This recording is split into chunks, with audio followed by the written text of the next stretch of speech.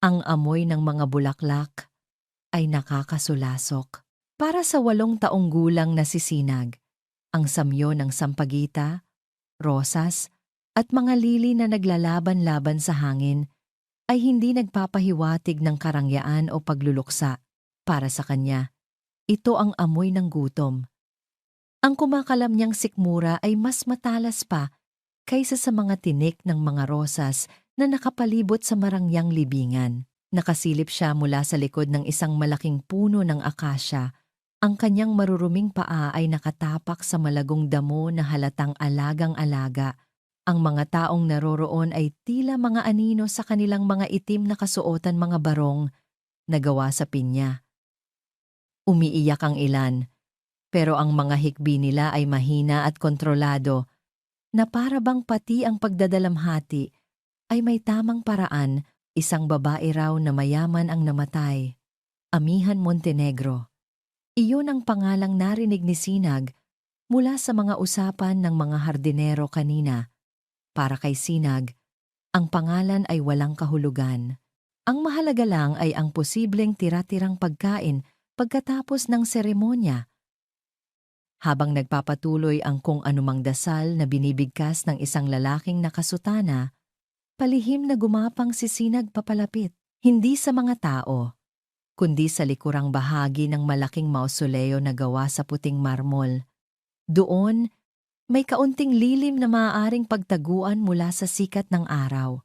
Umupo siya, isinandal ang kanyang likod sa malamig na pader, at niyakap ang kanyang mga tuhod. Ang tanging naririnig niya ay ang mahinang ihip ng hangin at ang pekeng pag-iyak ng mga tao sa di kalayuan. Ipinikit niya ang kanyang mga mata. Sinusubukang alalahanin ang mukha ng kanyang ina, pero gaya ng dati, malabo na ang lahat. Tanging ang init ng yakap nito ang natatandaan niya, isang alaalang unti-unti na ring pinapalamig ng panahon. At sa gitna ng katahimikang iyon, may narinig siyang kakaiba, isang mahinang kaluskos. Minulat ni Sinag ang kanyang mga mata. Inakala niyang daga lang iyon. Sa ilalim ng tulay ng pag-asa kung saan siya natutulog, sanay na siya sa mga tunog ng mga daga. Ngunit iba ito. Ang tunog ay nagmumula sa loob mismo ng pader na kanyang sinasandalan. Nagmula ito sa loob ng libingan. Pinakiramdaman niyang muli. Wala. Baka guni-guni lang. Bulong niya sa sarili. Bunga lang ng gutom. Pero pagkatapos ng ilang sandali, narinig niya itong muli. Hindi na isang kaluskos, isang mahinang kalabog. Paulit-ulit. Mahina pero malinaw. Kalabaw, kalabaw, kalabaw. Napalunok si Sinag. Ang balahibo sa kanyang batok ay nagsitayuan. Imposible. Multo? Iyon ang unang pumasok sa isip niya. Pero hindi siya naniniwala sa multo. Mas nakakatakot ang mga taong buhay. Dahan-dahan, idinikit niya ang kanyang tainga sa malamig na marmol. Ang puso niya ay dumadagundong sa kanyang dibdib. Mas malakas pa sa mga kalabog na naririnig niya. Pinigil niya ang kanyang hininga. At doon, sa gitna ng katahimikan, narinig niya ito. Isang tunog na magpapabago sa kanyang buhay magpakailanman. Isang tinig. Mahina, nanginginig, at puno ng takot. Halos isang bulong lang na parang hangin. Tulong. Napaatras si Sinag na para bang napaso. Nanlaki ang kanyang mga mata sa gulat at takot. Hindi siya maaaring magkamali. May tao sa loob. May taong buhay sa loob ng kabaong na malapit ng ibaon sa lupa. Sandali siyang natigilan. Ang utak niya ay sumisigaw na tumakbo, na umalis, na huwag makialam. Sino ang maniniwala sa isang batang lansangan na gaya niya? Itataboy lang siya. Baka pagbintangan pa siyang magnanakaw. Ngunit ang mahinang tinig ay umalingaw-ngaw muli sa kanyang isipan. Puno ng desperasyon, puno ng pagmamakaawa. Hindi niya kaya. Hindi niya kayang talikuran ito. Sa isang iglap, ang takot sa kanyang puso ay napalitan ng isang kakaibang tapang. Gamit ang lahat ng lakas na natitira sa kanyang nanghihinang katawan, Tumakbo siya papalabas mula sa kanyang pinagtataguan. Tumakbo siya patungo sa mga taong nakaitim na nagulat sa kanyang biglaang pagsulpot. "Buhay! Buhay pa! Siya!" sigaw niya. Ang kanyang maliit na tinig ay basag at desperado. Nasa loob siya. Buhay pa! Dalawang guwardiyang nakauniporme ang mabilis na humarang sa kanya. Hinawakan siya ng isa sa braso, mahigpit at masakit. "Umalis ka dito, bata! Huwag kang manggulo!" sabi ng guwardiya. "Hindi po! Maniwala kayo sa akin!" Pagpupumiglas ni Sinag. Sinipa niya ang binti ng lalaki at sinubukang kumawala. "May tao sa loob! Naririnig ko siya! Gusto niyang lumabas!" Ang mga tao ay nagbubulungan na. Ang ilan ay naiinis, ang ilan ay naaawa, pero walang sino man ang naniniwala. Mula sa karamihan, nakita ni Sinag ang dalawang tao na nakatayo malapit sa kabaong. Isang matangkad na lalaki na may malamig na mga mata at isang magandang babae na nakatingin sa kanya na para siyang isang nakakadiring insekto. Sila si Lazaro at Marisol. "Paalisin niyo ang basura na yan," utos ng lalaki. Si Lazaro, sa mga guwardiya, walang bakas ng emosyon sa kanyang mukha. "Bitiwan niyo ako!" Lalong lumakas ang sigaw ni Sinag.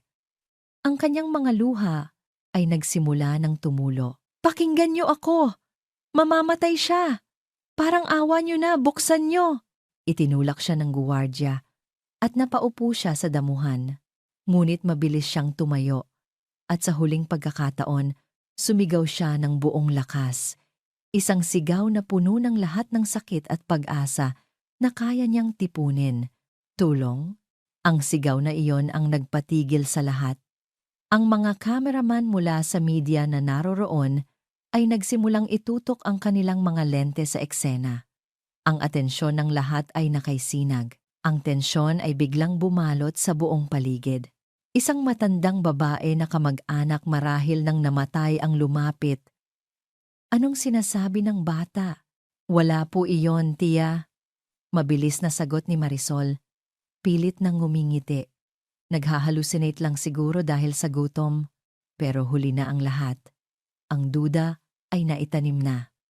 Dahil sa atensyon ng media, napilitan si Lazaro na gumawa ng aksyon para hindi magmukhang masama. Sa isang senyas ng kamay at may halatang pagkainis sa kanyang mukha, inutusan niya ang mga tauhan ng punerarya. "Buksan ninyo." Para matapos na ang gulong ito, ang lahat ay napatahimik. Ang tanging maririnig ay ang tunog ng mga trangka ng mamahaling kabaong na binubuksan.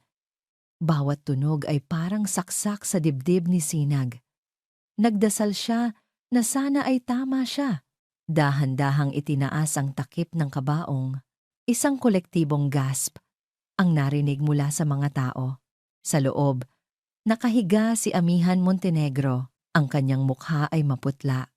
Ang kanyang mga mata ay nanlalaki sa takot. Ngunit hindi siya isang bangkay. Humihinga siya. Humihinga siya ng mabilis at mababaw, desperadong humahabol ng hangin. Ang kanyang mga mata, puno ng kalituhan at sindak, ay agad na napako sa dalawang tao sa tabi ng kanyang kabaong sina Lazaro at Marisol. Isang tingin na puno ng sakit at hindi makapaniwalang pagtataksil. Pagkatapos, ang kanyang tingin ay gumala. Hinahanap ang pinagmulan ng kaguluhan at nakita niya si Sinag, isang maliit, marungis na bata na nakatayo, nanginginig, ang mga mata ay puno ng luha. Nagtagpo ang kanilang mga paningin. Sa isang sandali, ang mundo ay nawala. Tanging sila lang dalawa ang naroroon.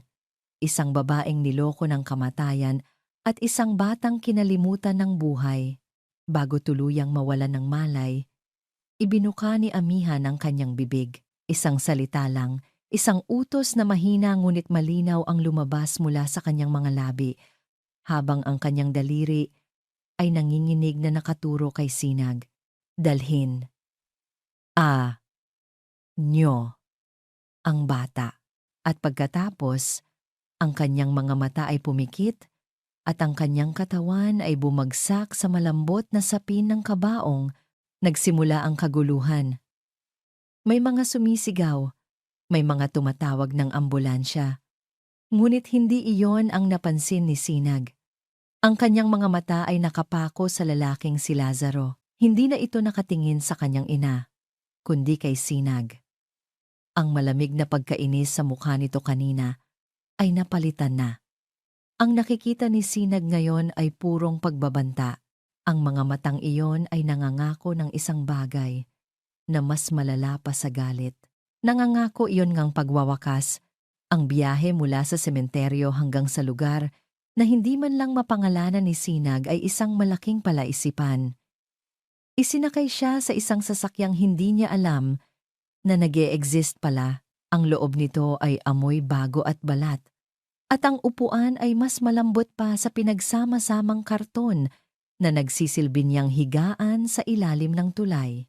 Tahimik lang siya sa isang sulok, pinapanood ang mga naglalakihang bahay at mga puno na mabilis na dumadaan sa bintana, habang ang mga imahe ng isang babaeng humihinga sa loob ng kabaong at ang nakamamatay na tingin ng isang lalaki ay paulit-ulit na naglalaro sa kanyang isipan. Nang bumukas ang isang dambuhalang tarangkahan na yari sa itim na bakal, isang malawak na hardin na may mga bukal at mga bulaklak na iba-iba ang kulay. Sa dulo ng daan na gawa sa bato, isang mansyon na parang palasyo ang nakatayo, puti at maringal sa ilalim ng sikat ng araw. Ito raw ang Hacienda Silangan. Hindi pa man siya tuluyang nakakababa ng sasakyan, ramdam na niya ang titig ng mga kasambahay na nakauniporme. Mga titig na puno ng pagtataka at, sa palagay niya, ay kaunting pandidiri. Mahigpit niyang hinawakan ang laylayan ng kanyang maruming t-shirt. Gusto niyang magtago. Gusto niyang bumalik na lang sa pamilyar na ingay at amoy ng kalye. Pero dinala siya sa loob. At doon, nawala ang lahat ng hangin sa kanyang mga baga. Ang sahig ay gawa sa puti at kumikinang na marmol at sa bawat hakbang ng kanyang maruruming paa ay tila nag-iiwan siya ng bakas na hindi na mabubura. Ang lamig nito ay nanunuot sa kanyang talampakan. Ang kisame ay napakataas. May nakasabit na isang naglalakihang chandelier na gawa sa libo-libong piraso ng kristal. Ang katahimikan sa loob ay mas nakakabingi pa kaysa sa walang tigil na busina ng mga sasakyan sa labas. Isang unipormadong babae ang naghatid sa kanya sa isang malawak na silid-kainan. Sa gitna nito ay isang mahabang mesa na gawa sa madilim na kahoy, nakahain doon ang napakaraming pagkain na hindi pa niya nakikita sa buong buhay niya. May kanin, iba't ibang uri ng ulam na kumikinang sa sarili nitong mantika, mga prutas na nakasalansan na parang isang bundok, at mga tinapay na mukhang napakalambot. Kumalam ang sikmura ni Sinag. Hindi dahil sa gutom, kundi dahil sa hiya at takot. Ang lahat ng ito ay parang isang panaginip, at anumang oras ay magigising siya. "Maupo ka, bata," sabi ng isang mahinang tinig. Lumingon, Z. Sinag, si Amihan Montenegro iyon. Nakaupo na siya sa isang silyang may gulong, may nakabalot na kumot sa kanyang mga binti. Maputla pa rin siya, at bakas sa kanyang mga mata ang pagod. Pero may isang kakaibang init sa kanyang tingin habang nakatingin ito sa kanya. Sa tabi niya ay isang nurse na nakaalalay. Dahan-dahang umupo si Sinag sa pinakadulong upuan, halos hindi humihinga. "Anong ginagawa ngang batang yan dito?" Isang matinis at malamig na boses ang bumasag sa katahimikan. Si Marisol iyon. Nakatayo siya sa may pintuan. Nakapamaywang. Ang kanyang magandang mukha ay kulubot sa pagkainis. Lumakad siya papalapit. Ang tunog ng kanyang mga takong ay umalingaw-ngaw sa buong silid. "Marisol?" Saway ni Amihan. Ang kanyang boses ay mahina ngunit may diin. Ngumiti si Marisol. Isang ngiting hindi umabot sa kanyang mga mata. Kumuha siya ng isang baso ng orange juice mula sa mesa. "Nag-aalala lang ako para sa iyo, Mama. Baka kung anong sakit ang dala-dala niyan." Naglakad siya sa likuran ni Sinag. At bigla, Naramdaman ni Sinag ang malamig na likido na bumuhos sa kanyang likod at ulo. Ay! Naku! Pasigaw na sabi ni Marisol. Kunwari nabigla. Sorry! Nadulas sa kamay ko. Ang dulas kasi ng baso. Napatalon si Sinag sa kanyang upuan, nanginginig. Basa ang kanyang buhok at damit. Nanunuot ang lagkit ng juice sa kanyang balat. Ang kalat mo naman! Dagdag pa ni Marisol, sabay takip sa kanyang ilong. At ang baho, kailan ka ba huling naligo, bata? Hindi nakakibo si Sinag. Niyuko niya ang kanyang ulo, pinipigilan ng mga luha na nagbabadyang tumulo. Ito ang inaasahan niya. Panlalait, pangaapi. Sanay na siya, Marisol. Ang boses ni Amihan ay hindi na mahina. Mayroon itong lamig at bigat na nagpatigil kay Marisol. Dahan-dahang itinulak ni Amihan ang gulong ng kanyang silya para makalapit. Ang kanyang mga mata, na kanina'y pagod, ay ngayon ay nag-aapoy. Linisin mo ang kalat mo. Utos ni Amihan. Ano? Pero may mga katulong naman, sabi ko. Linisin mo.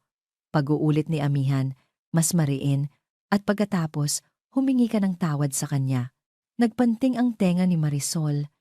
Hindi siya makapaniwala sa narinig. Mama, isa lang siyang humingi kang tawad. Pagpuputol ni Amihan. Ngayon din, nagtagisan sila ng tingin. Ang tensyon sa pagitan ng mag-ina ay halos hinihiwa ang hangin. Sa huli, si Marisol ang unang sumuko. Padabog niyang kinuha ang isang table napkin, marahas na ipinunas sa likod ni Sinag, at bumulong ng pilit. Sorry. Pagkatapos, ay tumalikod siya at mabilis na umalis sa silid. Naiwan ang katahimikan. Lumapit ang nurse kay Sinag at binigyan siya ng isang malinis na tuwalya. Si Amihan naman ay nakatingin lang sa kanya, may lungkot at pag-aalala sa kanyang mukha. Pasensya ka na sa kanya, sabi ni Amihan. Hindi ka na muling masasaktan dito. Pangako ko yan. Hindi alam ni Sinag kung ano ang sasabihin. Sa buong buhay niya, walang sino man ang nagtanggol sa kanya ng ganoon.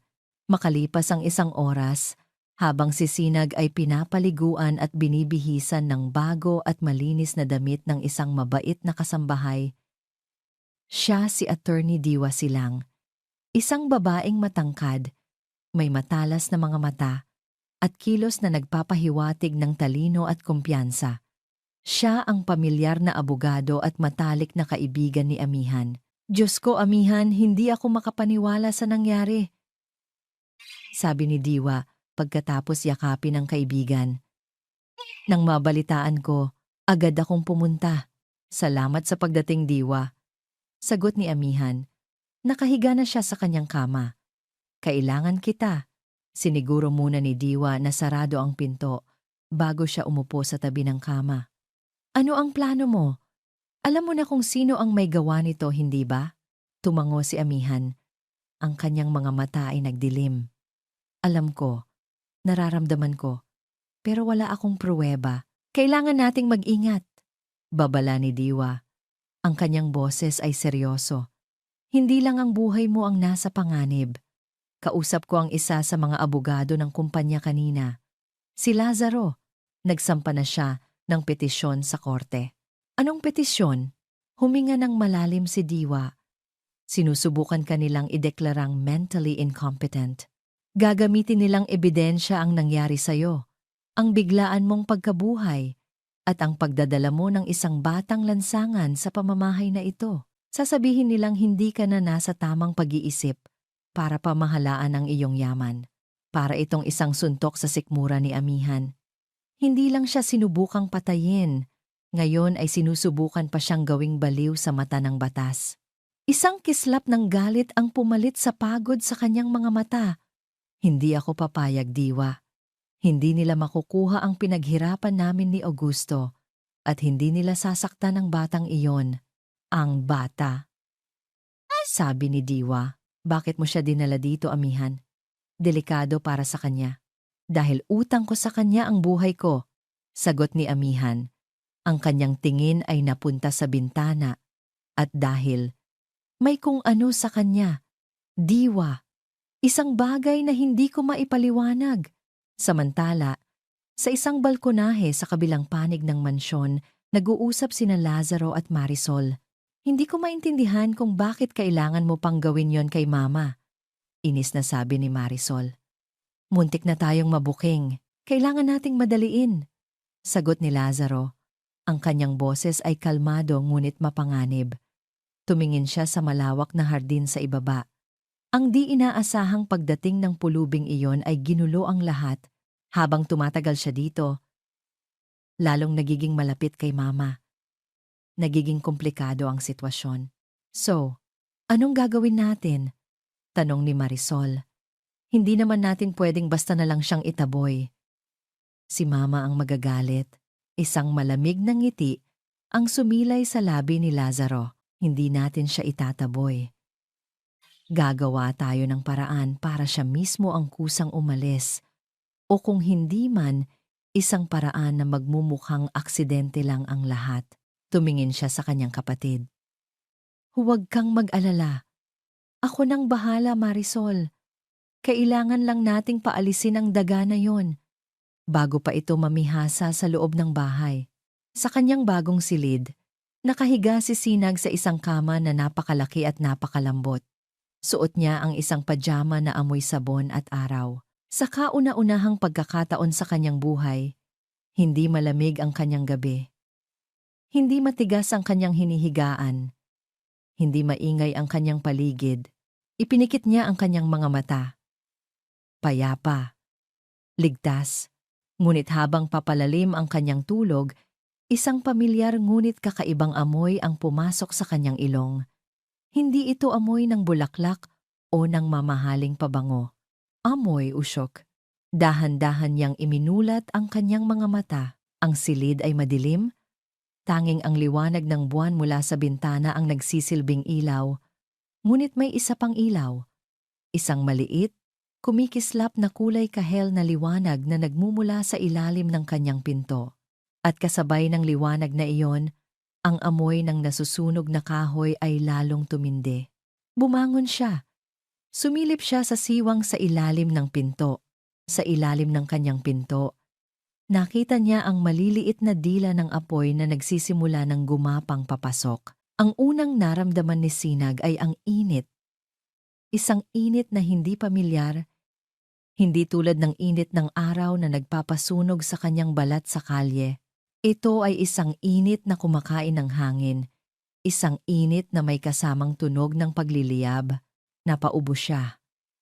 Ang usok ay makapal at masakit sa lalamunan. Sa isang iglap, ang lahat ng pagod at antok ay nawala, napalitan ng dalisay na takot. Ang takot na ito ay pamilyar. Ito ang takot ng isang hayop na nakukulong. Tumalon siya mula sa kama. Ang apoy sa ilalim ng pinto ay hindi na maliliit na dila. Isa na itong gumagapang na halimaw na kulay kahel. Sinubukan niyang buksan ang pinto, pero ang doorknob na gawa sa tanso ay napakainit, napaso ang kanyang palad. Napasigaw siya sa sakit at umatras. Ang bintana, tumakbo siya patungo rito, ngunit napakataas nito para sa isang 8 taong gulang. At kahit na maabot niya, ang babagsakan niya ay isang hardin na may mga batong nakapaligid. Ang usok ay lalong kumakapal. Nahihirapan na siyang huminga. Bumalik sa isip niya ang isa sa mga aral ng kalye. Kapag may sunog, dumapa. Kumuha siya ng unan mula sa kama, isinubsob ang kanyang mukha dito at gumapang palayo sa pinto. Ang puso niya ay dumadagundong na parang sasabog. Dito na ba matatapos ang lahat? Matapos niyang matikman ang lambot ng isang kama at ang sarap ng isang buong pagkain, dito ba siya mamamatay? Bigla, isang malakas na kalabog ang yumanig sa pinto. Isa pa at isa pa. Sinag, Sinag, naririnig mo ba ako? Ang boses na iyon. Ang boses na babaeng iniligtas niya. Ang boses ni Amihan. Sa isang napakalakas na pagsipa, Ang pinto ay bumigay. Ang apoy ay sumambulat palabas. At sa gitna nito, lumitaw ang isang anino. Hindi ito ang mahinang babae na nakaupo sa wheelchair kanina. Ang babaeng nasa harapan niya ngayon ay nakatayo sa sarili niyang mga paa, nakasuot ng puting nightgown na ngayon ay may mga bahid ng abo. Ang kanyang buhok ay magulo, ngunit ang kanyang mga mata ay nagliliyab ng mas matindi pa kaysa sa apoy sa paligid nila. Puno iyon ng isang damdamin na mas malakas pa sa takot, galit, isang dalisay at nag-aapoy na galit. Hindi siya nag-atubili habang ang mga kasambahay ay nagsisigawan sa pasilyo. Mabilis na pumasok si Amihan sa nag-aapoy na silid. Hinubad niya ang mamahaling kumot mula sa kama, binalot ito sa nanginginig na katawan ni Sinag at binuhat siya. Nagulat si Sinag sa lakas ni Amihan. Ang mga braso nito ay payat, pero ang pagkakayakap sa kanya ay mahigpit at matatag. Habang inilalabas siya ni Amihan mula sa silid, ang mga mata ni Sinag ay napako sa mukha nito. Wala na ang bakas ng pagkalito o kahinaan. Ang nakikita niya ay isang ina na handang suungin ang impyerno para sa kanyang anak. Sa sandaling iyon, sa gitna ng usok at kaguluhan, naramdaman ni Sinag ang isang bagay na matagal na niyang kinalimutan. Ang pakiramdam ng pagiging protektado. Ligtas na sila sa pasilyo nang dumating sina Lazaro at Marisol. Ang kanilang mga mukha ay nagpapakita ng kunwari pagkagulat at pag-aalala. "Mama, anong nangyari?" tanong ni Lazaro. Papalapit na sana, pero pinigilan siya ng isang tingin mula kay Amihan. Hindi sumagot si Amihan. Ang kanyang mga mata, malamig na parang yelo, ay tinitigan muna si Lazaro. Pagkatapos ay si Marisol. Ang tingin na iyon ay hindi nagtatanong. Ito ay nag-aakusa. Pagkatapos, walang imik niyang dinala si Sinag palayo, patungo sa kanyang sariling silid sa kabilang dulo ng mansyon, na para bang sinasabing walang sinuman, kahit ang sarili niyang mga anak, ang mapagkakatiwalaan niya ngayon. Kinaumagahan, ang tensyon sa hapagkainan ay halos nahihiwa ng kutsilyo. Ang nasunog na silid ay naapula na, pero ang amoy ng usok ay nanatili sa hangin, isang paalala ng nangyari kagabi. Tahimik na kumakain si Sinag sa tabi ni Amihan. Sina Lazaro at Marisol ay nakaupo sa kabilang dulo, pilit na nag-uusap tungkol sa negosyo na para bang walang nangyari. Biglang ibinagsak ni Amihan ang kanyang kubyerto sa plato. Ang tunog ay umalingaw-ngaw sa katahimikan. Lahat ay napatingin sa kanya. Simula ngayong araw, sabi niya, ang kanyang boses ay kalmado ngunit may bigat na parang bato. Maglalagay ako ng mga CCTV camera sa bawat sulok ng pamamahay na ito, maliban sa mga banyo at pribadong silid. Nanlaki ang mga mata ni Marisol. Pero mama, para saan? Mawawala ang privacy natin. Ang privacy ay isang karapatan para sa mga taong mapagkakatiwalaan. Sagot ni Amihan. Ang kanyang mga mata ay diretsyong nakatitig sa kanila. At bukod doon, dagdag niya, kukuha ako ng personal na security guard para kay Sinag. Susundan siya saan man siya magpunta sa loob ng hasyenda. Halos mabulunan si Lazaro sa kanyang kape. Hindi ba't sobra naman yan, Mama? Aksidente. Pagputol ni Amihan, isang mapait na ngiti ang sumilay sa kanyang labi. Ang apoy ay nagsimula sa labas ng pinto. Lazaro. Isang aksidenteng napakagaling mag-isip. Isang aksidenteng marunong mangulong. Hindi na nakasagot ang magkapatid. Ang kanilang mga mukha ay namutla. Sa kauna-unahang pagkakataon, nakita nila ang babaeng pinakasalan ng kanilang ama, isang babaeng hindi madaling takutin at hindi tanga. Pagkatapos ng almusal, dinala ni Amihan si Sinag sa kanyang malawak na banyo. Habang maingat niyang nilalagyan ng ointment ang balat ng bata, napansin niya ang abo sa batok nito. Kumuha siya ng isang malambot na bimpo na binasa ng maligamgam na tubig. "Halika! Linisin natin yan!" sabi niya sa malumanay na tinig. Habang dahan-dahan niyang pinupunasan ang batok ni Sinag, naramdaman ng kanyang mga daliri ang isang bahagyang nakaumbok na balat. Napakunot ang kanyang noo. Hinawi niya ang buhok ng bata. At doon, nakita niya ito. Ang mundo ni Amihan ay huminto. Ang kanyang hininga ay nanatili sa kanyang lalamunan. Ang bimpo ay nahulog mula sa kanyang nanginginig na kamay. Sa batok ni Sinag, malinaw na nakikita ay isang maliit na balat. Isang birthmark. Isang birthmark na hugis bituin. Isang pamilyar na hugis. Bumalik sa kanya ang isang alaala na matagal na niyang sinubukang ibaon sa limot. Ang amoy ng ospital, ang pagod pagkatapos manganak, at ang napakatinding kaligayahan ng unang ilagay sa kanyang mga braso ang kanyang maliit na anghel. Montenegro, he has a little star on his nape. A special mark for a special boy. Naalala niya ang paghalik sa mismong lugar na iyon. Nangangako sa kanyang anak ng habambuhay na pagmamahal. Pagkatapos, ang alaala ay naging isang bangungot. Ang biglaang pag-iyak ng mga nurse, ang pagdating ng doktor na may malungkot na mukha, at ang mga salitang sumira sa kanyang mundo. "I'm so sorry. He didn't make it." "Imposible," bulong ni Amihan. Ang kanyang boses ay basag. Napahawak siya sa lababo para suportahan ang sarili. Ang kanyang mga tuhod ay nanghihina. Napalingon si Sinag. Ang kanyang mga mata ay puno ng pag-aalala. "Ayos lang po kayo, senyora?" tanong niya. Ang kanyang inosenteng boses ang nagpabalik kay Amihan sa kasalukuyan. Pinilit ni Amihan na ngumiti, kahit na ang kanyang puso ay parang pinipiga. "Ayos lang ako, anak. May naalala lang." Tinapos niya ang paggamot sa kamay ni Sinag, ngunit ang kanyang isip ay lumilipad na. Isang batis ng duda, isang maliit na agos, na ngayon ay nagsisimula ng lumakas at maging isang ilog ang dumadaloy sa kanyang pag-iisip. Maaari kaya? Posible ba? Nang makatulog na si Sinag para sa isang munting idlip sa isang sofa sa loob ng silid ni Amihan, kinuha niya ang kanyang telepono mula sa bedside table. Ang kanyang mga kamay ay nanginginig pa rin. Nag-dial siya ng isang pamilyar na numero. "Diwa?" sabi niya nang sagutin ang tawag. Ang kanyang boses ay mahina at apurado. "Kailangan kita." "Amihan?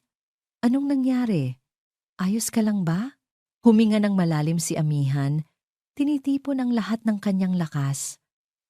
Tumingin siya sa natutulog na bata, sa maliit na anghel na nagligtas sa kanya, at ngayon ay nagbibigay sa kanya ng isang nakakabaliw na pag-asa. "Diwa, kailangan kong malaman ang lahat tungkol sa batang ito," sabi ni Amihan. Ang kanyang boses ay naging matatag at puno ng determinasyon. "Lahat. At kailangan kong buksan muli ang kaso ng pagkamatay ng anak ko." Natahimik si Diwa sa kabilang linya. Pagkatapos ng ilang sandali, sumagot ito. "Gagawin ko. Uumpisahan ko na ngayon din." Makalipas ang halos 2 oras, tumunog muli ang telepono ni Amihan. Si Diwa iyon. "Amihan," sabi ni Diwa. At sa tono pa lang ng kanyang boses, alam na ni Amihan na may problema. "May problema?" Sinimulan ko nang magtanong-tanong. "Ang lahat ng hospital records, mula sa panganganak mo, 8 taon na ang nakalipas." Biglang nawawala. Nabitawan ni Amihan ang telepono. Ang pagkawala ng mga dokumento ay hindi isang pagkakataon. Ang maliit na batis ng duda ay isa na ngayong rumaragasang baha.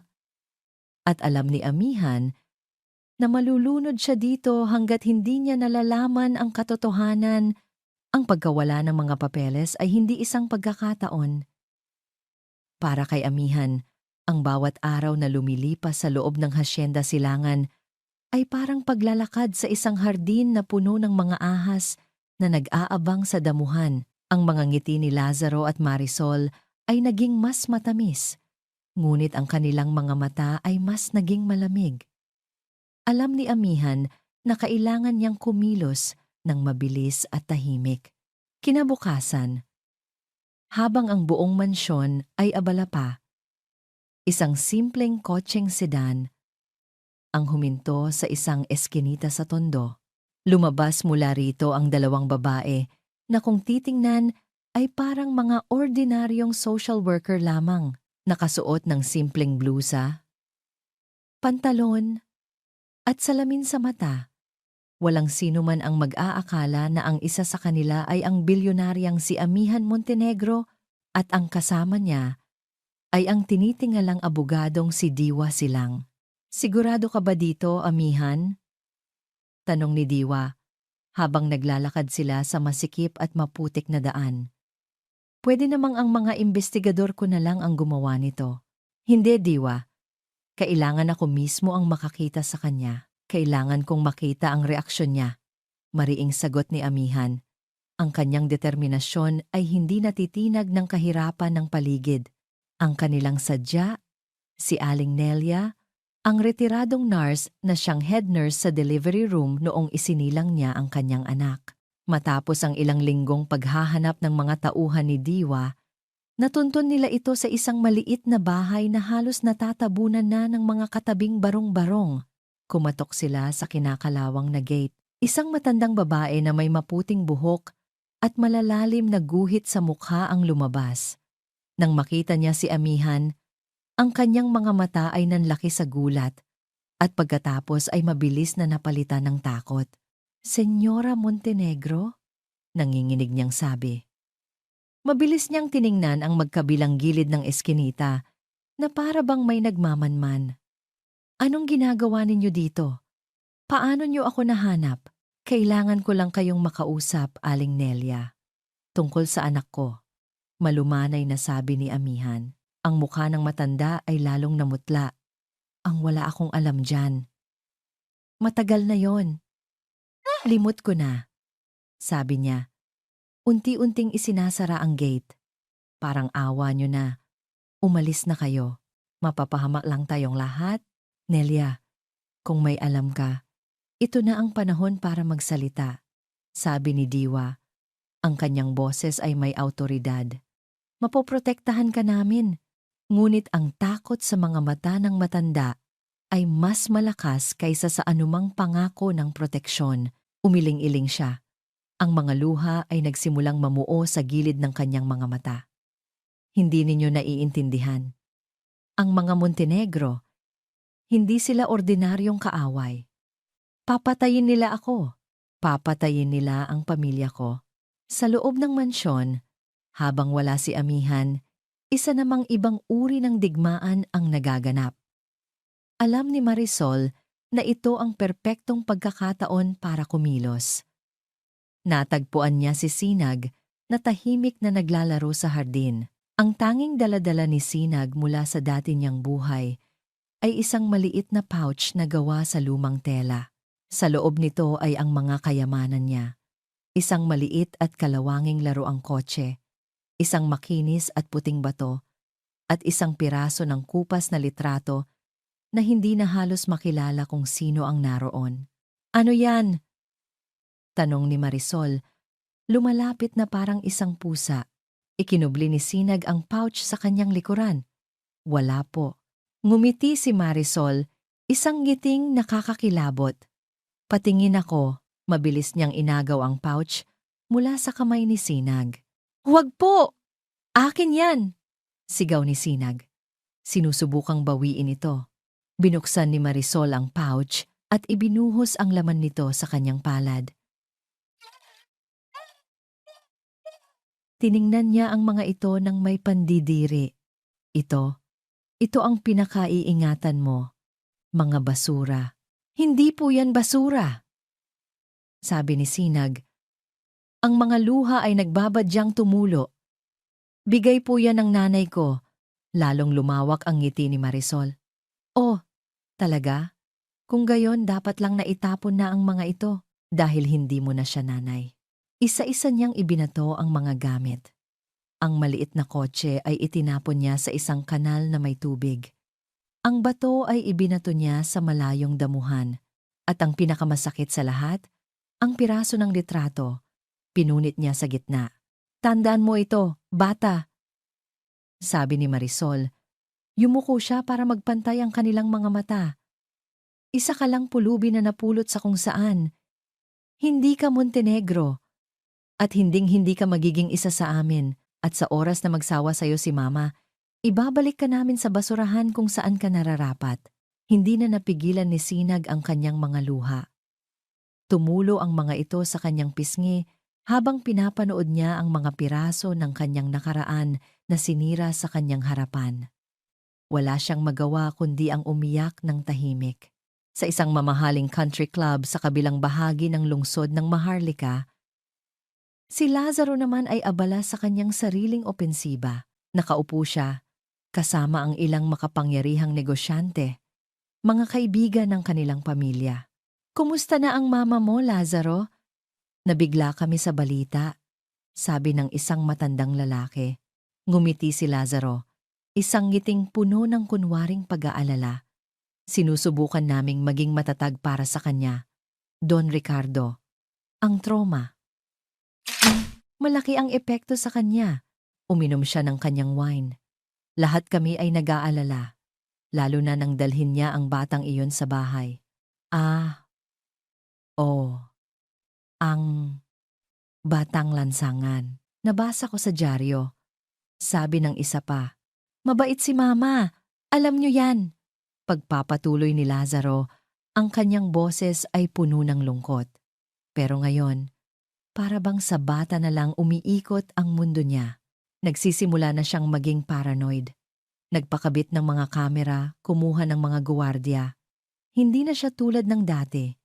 Kami ni Marisol ay natatakot na baka maimpluwensyahan siya ng bata na gumawa ng mga desisyong makakasama sa kumpanya. Ang mga salita ay maingat na pinili. Hindi niya sinabing baliw si Amihan. Nagtanim siya ng duda sa isipan ng mga taong may impluwensya. Ginagawang mukha siyang isang nag-aalalang anak at si Amihan ay isang hindi stabil na biktima. Pabalik sa tondo. Bigo na sina Amihan at Diwa. Isasara na sana ni Aling Nelia ang gate nang biglang lumingon si Amihan. "Ang pera ba ang problema, Nelia?" tanong ni Amihan. "Kaya kong doblehin, triplehin kung ano man ang ibinayad nila sa'yo. Sabihin mo lang ang katotohanan." Umiling si Aling Nelia. Ang kanyang mga mata ay puno ng awa. "Hindi niyo po nauunawaan, senyora. Hindi na ito tungkol sa pera." Isinara niya ang gate. Ngunit bago pa ito tuluyang magsara, mabilis niyang idinukot ang isang maliit at nakatuping papel mula sa kanyang bulsa at iniabot ito sa siwang ng gate. "Para sa kabutihan na ipinakita ninyo sa akin dati," bulong niya. "Ingat kayo." At pagkatapos, narinig nila ang tunog ng trangka. Nagtatakang kinuha ni Amihan ang papel. Sa loob ng sasakyan, habang papalayo sila sa masikip na lugar na iyon, binuksan niya ito. Isang pangalan lang ang nakasulat. Isang pangalan na pamilyar sa kanya. Isang pangalan na araw-araw niyang naririnig sa loob ng mansyon. Ang pangalan ng kanilang pinakamatagal at pinakapinagkakatiwalaang kasambahay. Ang babaeng nag-alaga sa kanya mula nang dumating siya sa Hacienda Silangan. Ang babaeng itinuturing na niyang pangalawang ina. Yolanda Yoli Cruz. Nabitawan ni Amihan ang papel na para bang napaso siya. Si Manang Yoli? Pero paanong nangyari iyon? Siya ang pinakaloyal sa lahat. Siya ang laging nasa tabi niya. Imposible. Ang mga anino ng nakaraan ay hindi lang bumabalik. Ang mga anino na pagtanto ni Amihan ay matagal na palang naninirahan sa loob mismo ng kanyang tahanan. Ang pangalan sa papel ay parang isang lason na dahan-dahang kumakalat sa sistema ni Amihan. Yolanda Cruz. Manang Yoli, ang babaeng higit pa sa isang kasambahay ang turing niya. Siya ang tumayong inainahan niya sa loob ng mansyon. Ang laging may dalang mainit na tsaa kapag siya'y nalulungkot. Ang nakakaalam ng lahat ng kanyang maliliit na sikreto. Paanong ang pangalan niya ang lilitaw mula sa isang nanginginig na kamay sa tondo? Kinailangan niyang malaman, ngunit hindi sa paraang padalos-dalos. Isang maling galaw at ang lahat ng kanyang pinaghihirapan ay maaaring gumuho. Kinagabihan, ipinatawag niya si Manang Yoli sa kanyang pribadong pag-aaral sa ilalim ng pagkukunwaring may ipapagawa siyang importanteng bagay. Pumasok ang matandang babae. Ang kanyang mukha ay puno ng pamilyar na ngiti at paggalang. "Pinatawag niyo raw po ako, senyora?" tanong ni Yoli. Inilapag ang isang bandehado na may lamang tsaa at biskwit sa mesa. Hindi muna nagsalita si amihan. Tinitigan niya lang ito. Pinag-aralan niya ang bawat guhit sa mukha nito, ang bawat kislap sa mga mata nito, naghahanap ng kahit anong senyales ng pagkukunwari. Wala siyang nakita. Tanging ang pamilyar na pag-aalala lang. "Manang Yoli," panimula ni amihan. Ang kanyang boses ay sinubukan niyang panatilihing kalmado. "Gaano na po kayo katagal sa pamilyang ito?" Nagulat si Yoli sa tanong, pero mabilis itong ngumiti. "Naku, senyora. Mula pa noong binata pa si Senyorito Lazaro, ako na po ang nag-alaga sa kanya at kay Senyorita Marisol noong pumanaw ang kanilang ina. Nakita ko na po ang lahat sa bahay na ito. Kung gayon, matapat po kayo sa pamilya," sabi ni amihan. Idinuldol ang daliri sa isang patak ng tubig sa kanyang mesa. "Buhay ko po ang iaalay ko para sa mga Montenegro, lalo na po para sa inyo, senyora," sagot ni Yoli. Ang kanyang boses ay puno ng sinseridad. Huminga ng malalim si amihan. Ito na, inilabas niya ang nakatuping papel mula sa kanyang bulsa at dahan-dahan itong inilapag sa mesa, itinulak papalapit kay Yoli. "Kilala niyo po ba ang nagsulat nito?" Tiningnan ni Yoli ang papel. Binuksan niya ito. Nakita niya ang sarili niyang pangalan sa isang iglap. Isang emosyong hindi mabasa ni amihan ang dumaan sa mga mata nito, ngunit kasing bilis din itong nawala. Nang muli itong tumingin kay amihan, ang mukha nito ay puno ng kalituhan at sakit. "Ano po ito, senyora?" tanong niya. Ang kanyang boses ay nagsimulang manginig. "Bakit po nakasulat ang pangalan ko dito? Ang papel na iyan ay galing kay Aling Nelia, ang head nurse noong nanganak ako," diretsyong sabi ni amihan. Ang kanyang mga mata ay hindi bumibitiw. Biglang tumulo ang mga luha ni Yoli. Napahawak siya sa kanyang dibdib na para bang nasasaktan. Si Nelia, pero bakit niya gagawin ito? "Anong kasalanan ko sa kanya?" "Senyora, maniwala po kayo sa akin," sabi niya. Lumuluhod na sa sahig.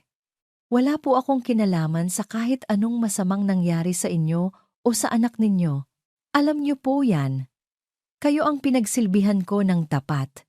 Ang kanyang pag-iyak ay puno ng pighati. Ang kanyang mga salita ay puno ng paninindigan. Ang kanyang pagkilos ay perpekto. Napaka-perpekto. Napatayo si amihan at tinulungang tumayo ang matanda. "Sige na po, manang. Naniniwala po ako sa inyo. Siguro'y nagkamali lang ako ng akala. Isang bitag lamang ito para pag-awayin tayo."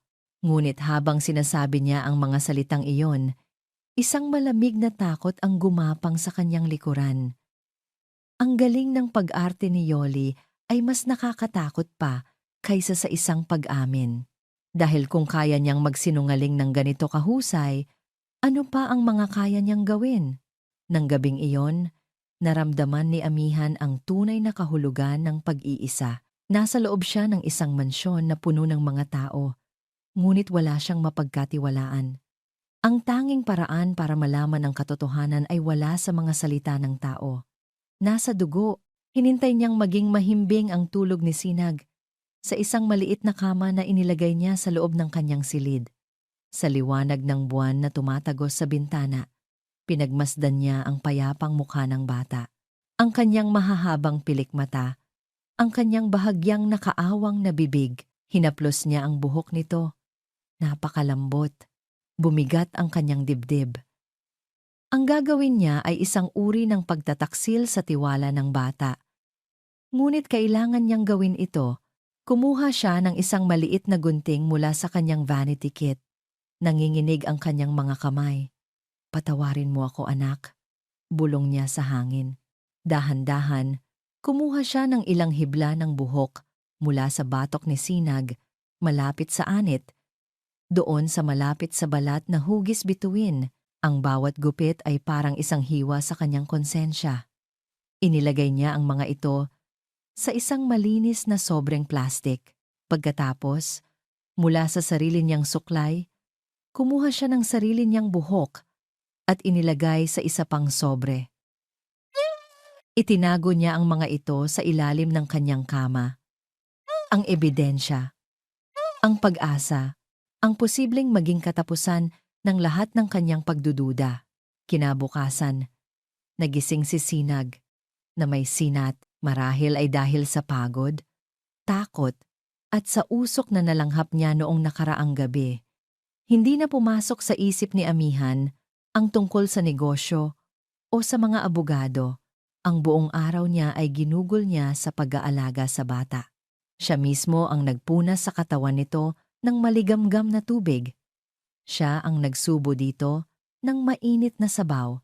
Siya ang nagbasa para dito ng mga kwentong pambata mula sa isang lumang libro na nakatago sa kanyang aparador, isang librong binili niya 8 taon na ang nakalipas para sa isang anak na hindi niya nakasama. Habang nag-aalaga kay Sinag, nakalimutan ni Amihan ang kanyang mga takot. Nakalimutan niya ang mga ahas sa kanyang paligid. Ang tanging nakikita niya ay isang batang may malalaking mata na puno ng pagtitiwala. Isang batang sabik sa kalinga. Nang humawak si Sinag sa kanyang kamay habang natutulog ito, isang kakaibang kuryente ang dumaloy sa kanyang buong katawan. Isang koneksyon na higit pa sa utang na loob. Ito ay pagmamahal. Doon niya napagtanto. Kahit ano pa man ang sabihin ng resulta ng DNA test, hindi na mahalaga. Sa puso niya, anak na niya si Sinag. At gagawin niya ang lahat para protektahan ito. Ngunit para magawa iyon, kailangan niya ng armas. At ang resulta ng test ang magiging pinakamalakas niyang sandata. Kinabukasan, habang nasa eskwela pa ang mga pamangkin ni na Lazaro at Marisol at abala ang dalawa sa kani-kanilang mga lakad, lihim na ipinatawag ni Amihan si Diwa. Narito na lahat. Sabi ni Amihan, iniaabot ang 2 sobreng plastik. Buhok ko at buhok niya. Kinuha ito ni Diwa ng may pag-iingat. Mayroon akong kakilala sa isang pribadong laboratorio. Mapagkakatiwalaan, pero aabutin ng ilang araw. Amihan, at mahalang bayad para sa isang expedited at confidential na resulta. Walang problema sa pera. Mabilis na sagot ni Amihan. Kahit magkano, ang kailangan ko ay ang katotohanan. At kailangan ko ito sa lalong madaling panahon. Tumango si Diwa. Mag-iingat ka dito, lalo na kay Yoli. Huwag kang magpahalata na may alam ka. Alam ko, sagot ni Amihan. Simula ngayon, lahat sila ay mga anino na lang para sa akin. Lumipas ang mga araw na parang mga taon. Pinanatili ni Amihan ang kanyang postura, isang reyna sa kanyang palasyo na napapaligiran ng mga traidor. Ngumingiti siya kay Marisol. Kinakausap si Lazaro tungkol sa negosyo at tinatrato si Manang Yoli na parang walang nagbago. Ngunit sa likod ng kanyang mga mata, isang bagyo ang namumuo. Ang tanging nagpapanatili sa kanyang katinuan ay si Sinag. Ang ngiti nito. Ang mga kwento nito tungkol sa buhay sa kalye na kahit mahirap ay mayroon pa ring mga sandali ng kasiyahan. Ang unti-unting pagtawag nito sa kanya ng Nanay Amihan kapag sila lang dalawa. Ito ang kanyang naging lakas. Isang hapon, habang naglalakad sila sa hardin, biglang huminto si Sinag at dinampot ang isang nahulog na bulaklak ng gumamela. Inilagay niya ito sa likod ng tainga ni Amihan. Bagay po sa inyo, nanay. Sabi niya, ang kanyang mga mata ay kuminang. Sa simpleng gesture na iyon, gumuho ang lahat ng pader na itinayo ni Amihan sa paligid ng kanyang puso. Niyakap niya ng mahigpit ang bata. Isinubsob ang kanyang mukha sa buhok nito at lihim na umiyak. Kinagabihan, habang binabasa niya ang huling pahina ng isang kwento para kay Sinag, tumunog ang kanyang telepono. Isang hindi rehistradong numero. Kinabahan siya, pero sinagot niya ito. Hello? Amihan. Ang boses ni Diwa. Ngunit iba ang tono nito. Hindi ito ang kalmadong boses ng isang abogado. Ang boses na naririnig niya ay nanginginig sa isang emosyong hindi niya mawari gulat, pangingilabot, at pagkamangha. Diwa, anong nangyari? Narinig ni Amihan ang isang malalim na paghinga sa kabilang linya na para bang si Diwa mismo ay hindi makapaniwala sa kanyang sasabihin. Amihan, may resulta na. Humigpit ang hawak ni Amihan sa telepono. Ang tibok ng kanyang puso ay halos bumasag sa kanyang mga tadyang. Ang buong mundo niya ay tumigil sa pag-ikot, naghihintay sa susunod na mga salita. Kailangan nating magkita. Pagpapatuloy ni Diwa. Ang boses nito ay formal na at seryoso. Ngayon din, nagkita sila ni Diwa sa isang tahimik na coffee shop, malayo sa mga matang mapanghusga ng lungsod ng Maharlika. Walang paligoy-ligoy na iniabot ni Diwa ang isang makapal na brown envelope. Ang mga kamay ni Amihan ay nanginginig nang abutin niya ito. Ito na ang sagot sa 8 taon ng pighati at sa ilang linggo ng nakakabaliw na pag-asa. Hindi niya ito binuksan sa harap ni Diwa. Tumango lang siya, nagpasalamat, at mabilis na bumalik sa kanyang sasakyan. Doon, sa loob ng malamig at tahimik na espasyo, sa ilalim ng dim na ilaw ng parking lot, hinarap niya ang katotohanan. Ang paghinga niya ay mababaw. Ang puso niya ay dumadagundong sa kanyang mga tainga. Bawat segundo ay parang isang kawalang hanggan. Dahan-dahan, pinunit niya ang selyo ng sobre. Ang tunog ng napupunit na papel ay nakakabingi. Inilabas niya ang mga papeles, mga numero, mga technical terms, mga pirma. Ngunit isang linya lang ang hinahanap ng kanyang mga mata. Sa huling pahina, sa ilalim ng titulong conclusion, naroon ang mga salitang magpapabago sa lahat. Match probability. 99.9998%. Interpretation. The alleged mother, Amihan Montenegro, cannot be excluded as the biological mother of the child. Sinag Dimasalang. Sa una, hindi ito nag-register sa kanyang isip. Binasa niya itong muli. At muli, Jojojoba. Hindi na niya napigilan. Isang hikbi ang kumawala mula sa kaibuturan ng kanyang kaluluwa. Isang hikbing naglalaman ng 8 taon ng sakit, ng pangungulila, ng mga gabing umiiyak siya para sa isang anak na inakala niyang nasa langit na. Sunod-sunod na tumulo ang kanyang mga luha, hindi na luha ng kalungkutan, kundi luha ng milagro, ng katarungan, ng isang pag-ibig na nagawang lampasan ang libingan. Ibinagsak niya ang kanyang ulo sa manibela at umiyak ng umiyak. Ang kanyang mga balikat ay nayayanig. Ang kanyang puso, na matagal ng basag, ay dahan-dahang nabubuo muli. Buhay ang anak niya. At ang anak niya ay si Sinag. Nang mahimasmasan siya, isang bagong damdamin ang pumalit sa kanyang kaligayahan. Isang malamig at matigas na determinasyon. Tapos na ang pag-iyak. Oras na para lumaban. Pagbalik niya sa mansyon, naabutan niya si Sinag na nag-iisa sa sala. Tahimik na sinusubukang ayusin ang napunit na litrato gamit ang isang piraso ng tape. Ang puso ni Amihan ay muling nadurog, ngunit sa ibang dahilan, hindi na siya nag-isip. Mabilis siyang lumapit, hindi sa paraan ng isang senyora, kundi sa paraan ng isang ina na sabik sa kanyang anak. Lumuhod siya sa sahig, hindi alintana ang kanyang mamahaling damit, para magpantay ang kanilang mga mata. Hinawakan niya ang maliliit na kamay ni Sinag. Tumingin siya sa mga mata nito. Ang mga matang sumasalamin sa kanyang sariling kaluluwa. Sinag. Simula niya, ang kanyang boses ay nanginginig at basag. Napatingin sa kanya ang bata. Nagtataka. May sasabihin ako sa'yo, pagpapatuloy ni amihan. Ang mga luha ay muling namumuo. Ang nanay mo, ang totoong nanay mo. Hindi niya matapos ang sasabihin, hinaplos niya ang pisngi ng bata. Ang kanyang hinlalaki ay dumaan sa ilalim ng mga mata nito. Anak, bulong niya, isang salitang puno ng lahat ng kahulugan sa mundo. Anak kita, hindi agad naintindihan ni Sinag. Ngunit nakita niya ang emosyon sa mga mata ni amihan, isang pagmamahal na napakatindi, isang kaligayahan na nakakahawa at naramdaman niya ito. Ang koneksyon na matagal na niyang hinahanap. Inutusan ni amihan ang isang kasambahay na tawagin sina Lazaro at Marisol. Ipinatawag din niya ang mga abogado ng pamilya para sa isang agarang pagpupulong. Sa loob ng malaking library ng mansyon, ang hangin ay mabigat sa tensyon.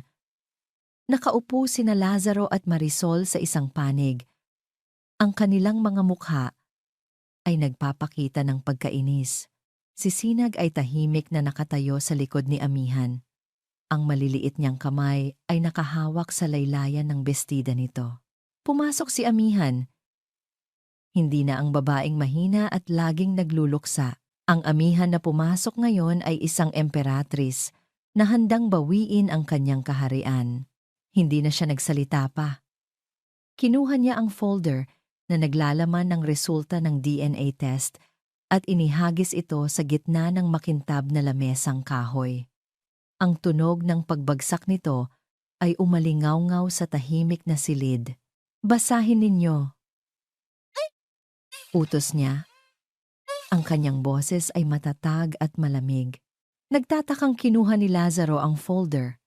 Habang binabasa niya ito, ang kanyang kalmadong ekspresyon ay dahan-dahang naglaho. Ang kanyang mga mata ay nanlaki at ang kanyang panga ay tumigas. Si Marisol, na sumisilip sa kanyang balikat, ay napasinghap. Ano to? Nanginginig na tanong ni Marisol. Hindi ito totoo! Pekeng papeles to! Tinaasan siya ng kilay ni amihan. Talaga? Ang isa sa pinakarespetadong laboratorio sa bansa ay namimeke ng resulta para sa akin? Huwag ninyo akong gawing tanga. Tumingin siya sa kanilang lahat. Ang kanyang mga mata ay nag-aapoy. Tapos na ang pagpapanggap. Tapos na ang kasinungalingan ninyo. Itinuro niya si Sinag. Si Sinag ay isang Montenegro. Siya ang nawawala kong anak. Ang tunay na tagapagmana ng lahat ng nararapat sa kanya. Saglit na natigilan si Lazaro, ngunit mabilis siyang nakabawi. Isang malamig at mapanuyang ngiti ang sumilay sa kanyang mga labi. Wow, Mama. Hanga ako sa'yo, sabi niya. Pumapalakpak pa ng dahan-dahan. Isang napakagandang palabas. May kinuha siyang sarili niyang folder mula sa kanyang briefcase at inilapag din ito sa mesa. Naghanda ka. Pero naghanda rin ako. Binuksan niya ito. Isang bank statement. Ayon dito, nag-withdraw ka ng malaking halaga, 10 milyong piso, 3 araw na ang nakalipas. Isang halagang saktong-sakto para bilhin ang resulta ng kahit anong laboratorio, hindi ba? Nanlamig si amihan. Ang perang iyon ay inilaan niya para sa isang charity foundation na itinatayo niya. Paano niya nalaman? Hindi ka lang isang sinungaling mama. Desperada ka na. Dagdag pa ni Lazaro. Ang kanyang boses ay puno ng kunwaring awa. Handa kang gumawa ng ganitong klaseng kwento para lang may maipamana ka sa isang pulubi at maagaw sa amin ang nararapat sa amin. Hindi totoo yan! Sigaw ni amihan. Talaga ba? Tanong ni Lazaro. O baka naman ang trauma mo ay tuluyan ng sinira ang iyong pag-iisip. Ang mga salita ay tumagos na parang mga punyal. Ang kanyang pinakamalakas na ebidensya ay nagmukhang isang gawa-gawang kasinungalingan sa loob lang ng ilang segundo. Habang nagbabangayan ang mga matatanda, isang maliit na boses ang pumutol sa lahat. Huwag ninyong saktan ang nanay ko. Lahat ay napalingon kay Sinag. Nakatayo siya sa harap ni amihan. Ang kanyang maliit na katawan ay nakaharang na para bang kaya niyang protektahan ito. Nakatingin siya ng diretso kay Lazaro at Marisol. Ang kanyang mga mata na hindi na nagpapakita ng takot ay puno ng determinasyon. Ang eksena ay nagpatigil sa lahat. Ngunit para kay Lazaro, isa lang itong huling patunay. Tumingin siya sa mga abogado. Nakikita ninyo? Manipulado na niya, pati ang isipan ng bata. Ito na ang katibayan na kailangan natin. Humarap siya kay amihan. Ang kanyang mukha ay seryoso at walang emosyon.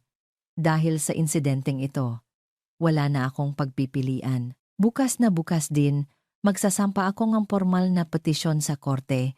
Hihilingin ko na ilagay sa aking pangangalaga si Sinag. At hihilingin ko sa korte na ideklara kang unfit at ipasa sa akin ang pansamantalang pamamahala sa lahat ng iyong ari-arian. Tumingin siya sa nanlalamig na mga mata ni amihan. Tapos na ang laro, amihan! Tapos na ang pagpapanggap mo bilang biktima. Gaya ng isang bagyong matagal nang namumuo sa karagatan, ang banta ni Lazaro ay hindi naging isang babala lamang. Ito ay naging isang marahas at walang awang pananalasa. Kinabukasan, ang pangalan ng mga Montenegro ay muling nasa ulo ng mga balita.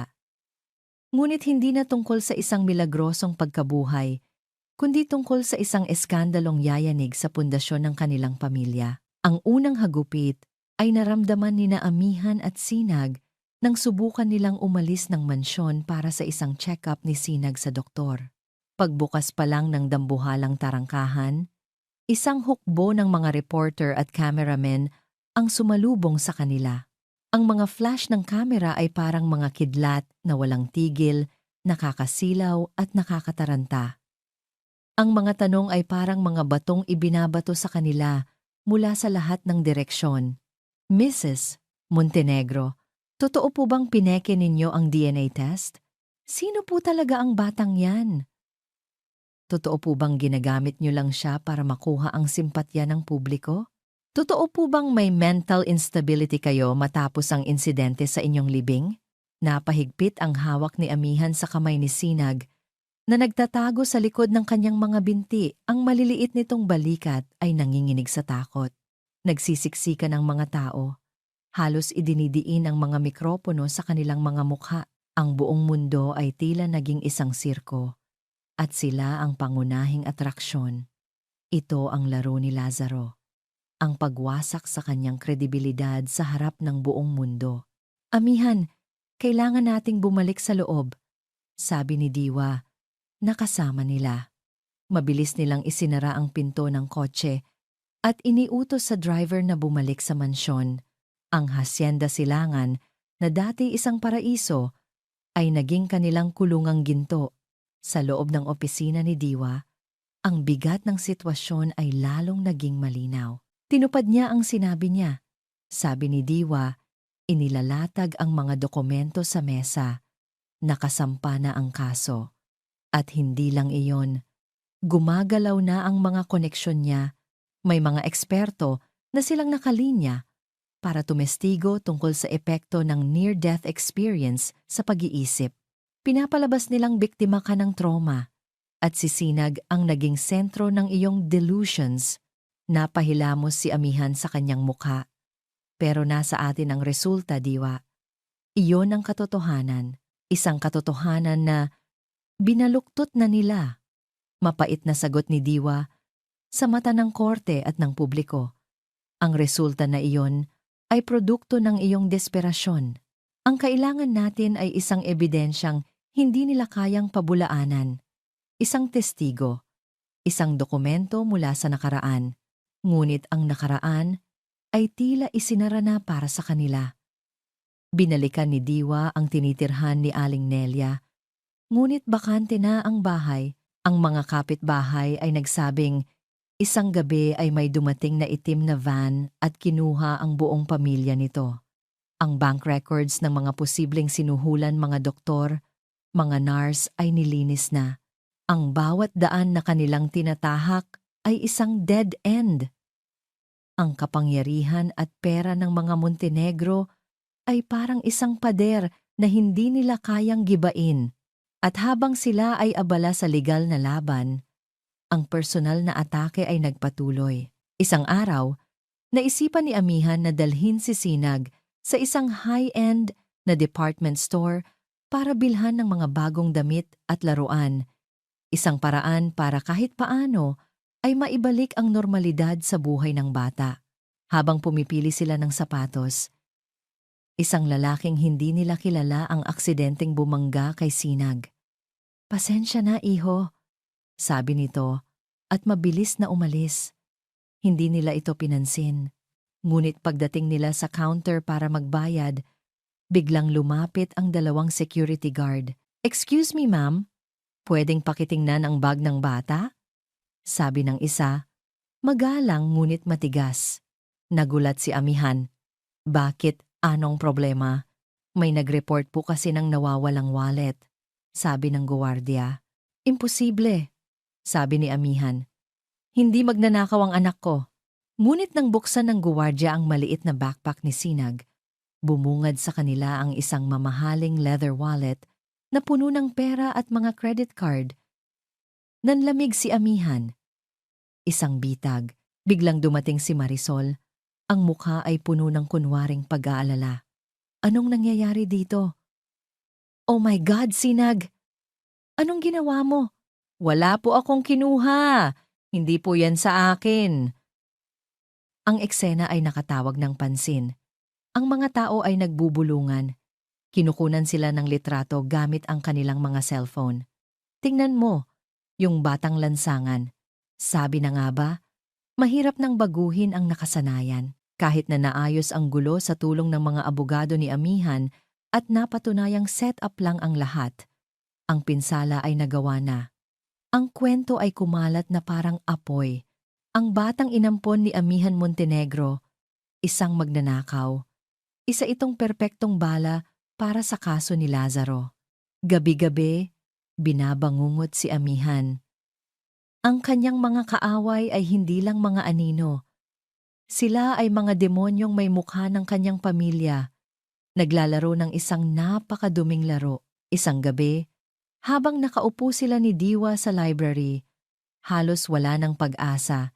Napatingin si Diwa sa isang malaking litrato na nakasabit sa pader. Ang litrato ni Don Augusto Montenegro, ang yumaong asawa ni Amihan. "Naaalala ko ang papa mo," sabi ni Diwa. Malayo ang tingin. Isang taong mahirap basahin. Mahal ka niya, Amihan, pero mayroon din siyang mga sikreto. Biglang nanlaki ang mga mata ni Diwa. Isang alaala ang biglang bumalik. "Ang susi," bulong niya. "Anong susi?" Nagtatakang tanong ni Amihan. "Isang linggo bago siya mamatay, nagkita kami ni Don Augusto. May ibinigay siya sa aking susi," sabi niya. "Diwa, ingatan mo ito. Huwag mong sasabihin kahit kanino, kahit kay Amihan.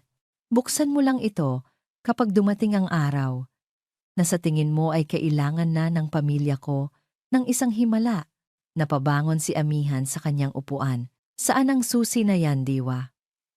"Anong bubuksan yan?"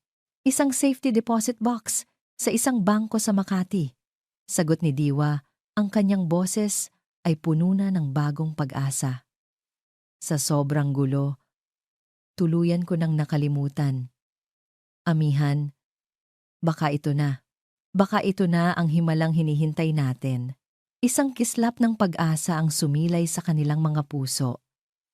Sa wakas, isang posibleng daan, isang sikretong iniwan ng nakaraan na maaaring magligtas sa kanilang hinaharap. Nagpaplano na sila kung paano pupunta sa bangko nang hindi napapansin nang biglang bumukas ang pinto ng library. Pumasok si Manang Yoli. Ang kanyang mukha ay kalmado gaya ng dati. "Senyora," sabi niya sa magalang na tono, "paumanhin po sa abala. May mga bisita po kayo sa labas." "Sino, Manang?"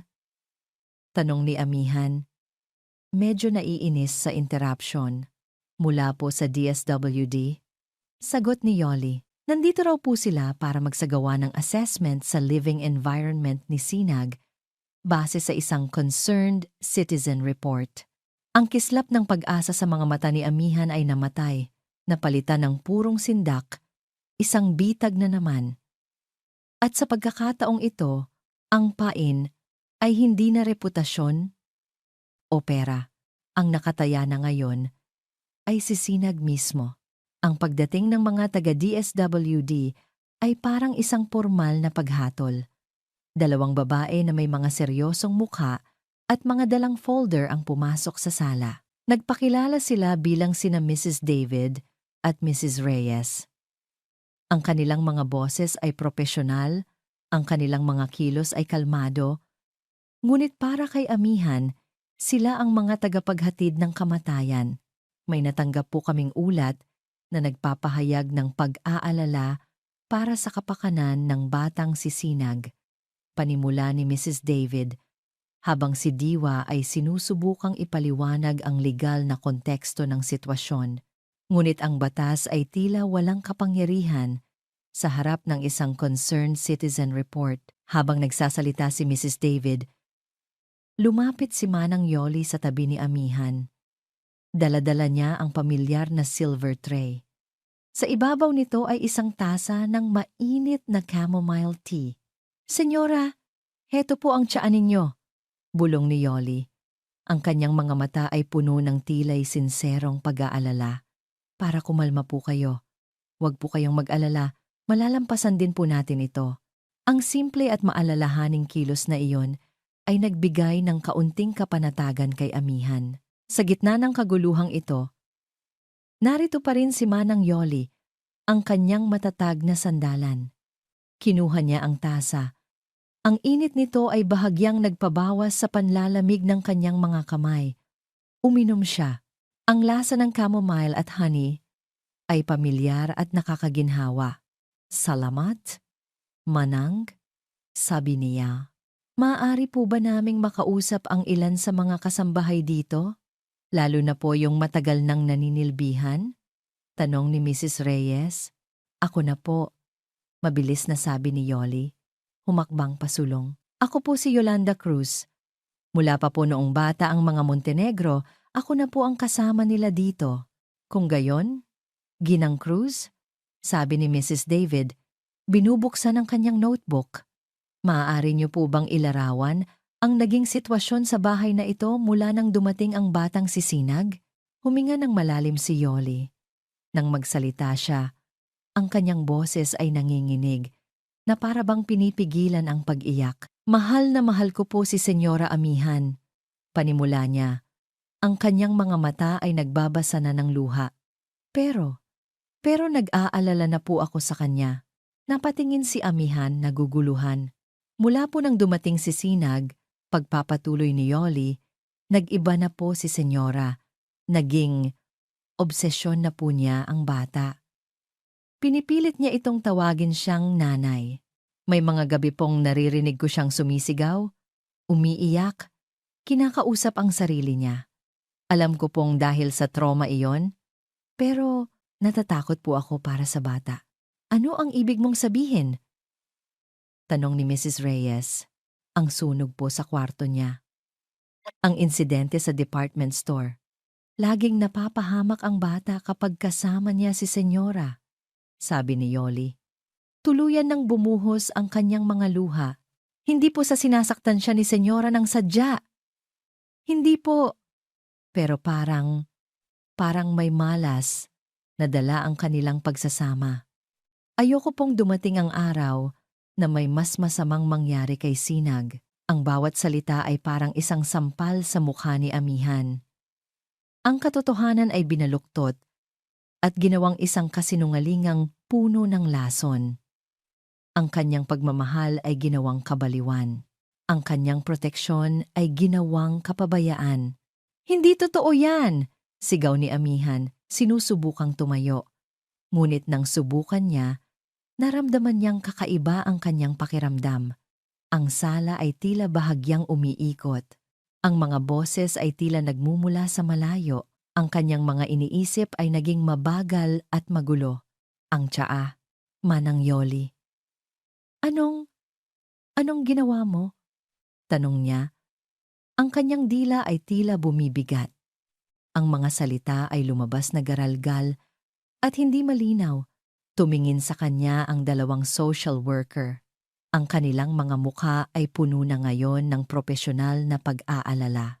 Ang nakikita nila ay isang babaeng hindi stabil, emosyonal, at halos hindi na makapagsalita ng tuwid eksakto sa inilarawan ni Yoli. "Senyora, umupo po muna kayo," sabi ni Yoli. Hinahawakan siya sa braso. Hinawi ni Amihan ang kamay nito. Tumingin siya ng diretso sa mga mata ng matanda. "Bakit, Manang Yoli? Bakit?" tanong niya. Ang kanyang boses ay puno ng pighati at pagkalito. At sa isang saglit, isang segundo lang na hindi nakita ng iba, nawala ang maskara ng nag-aalalang kasambahay sa mukha ni Yoli. Ang nakita ni Amihan ay isang malamig at walang emosyong tingin. Isang tingin ng tagumpay. Ang huling piraso ng kanyang mundo ay gumuho sa sandaling iyon.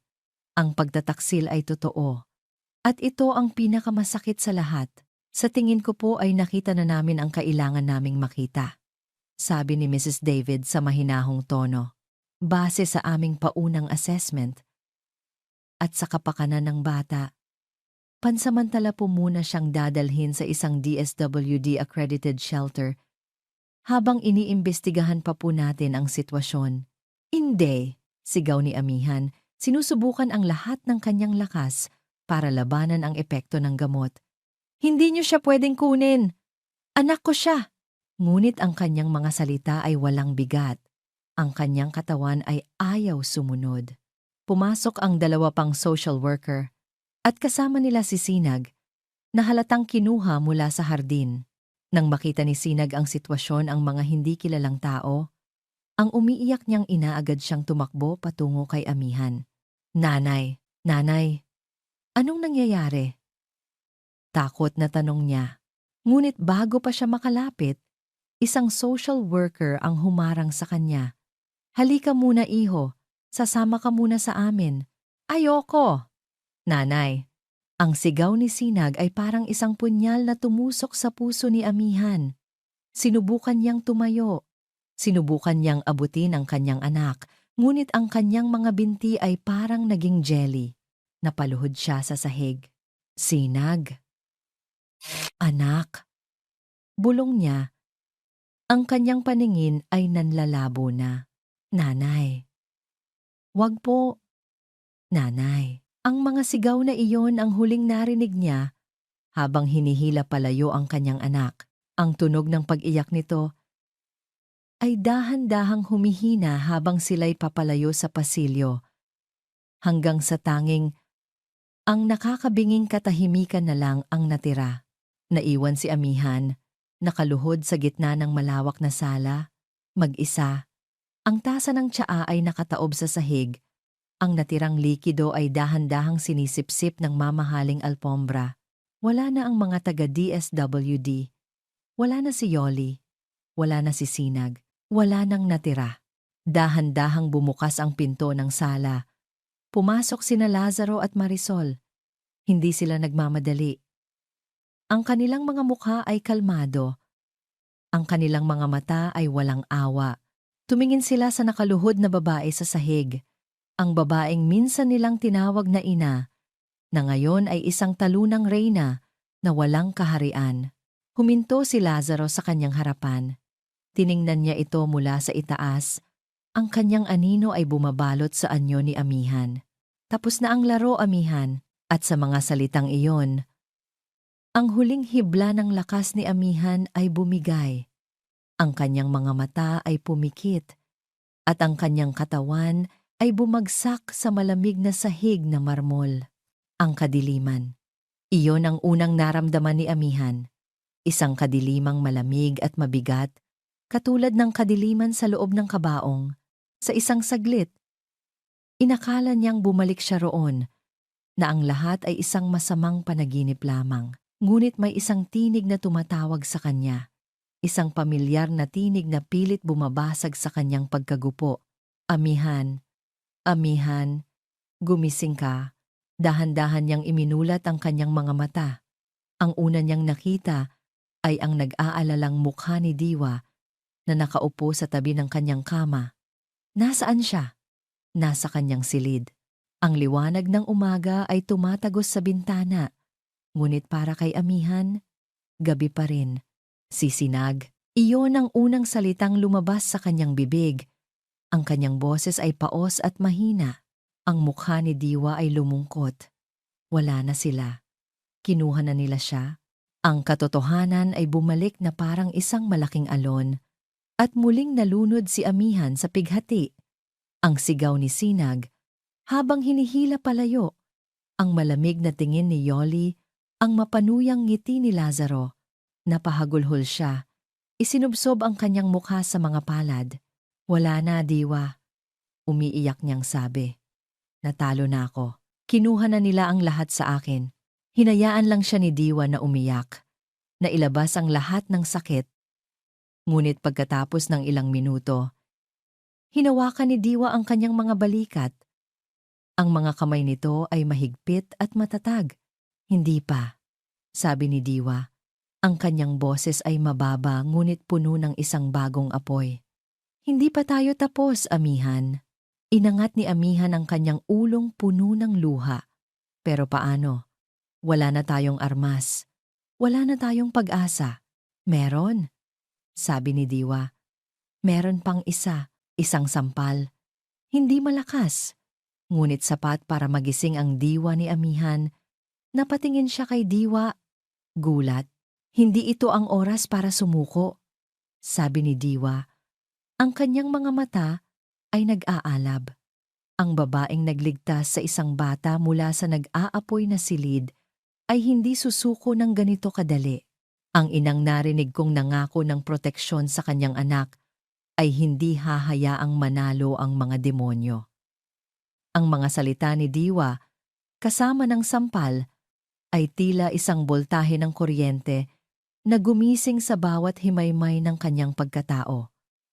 Ang pighati ay dahan-dahang napalitan ng isang damdaming mas malakas.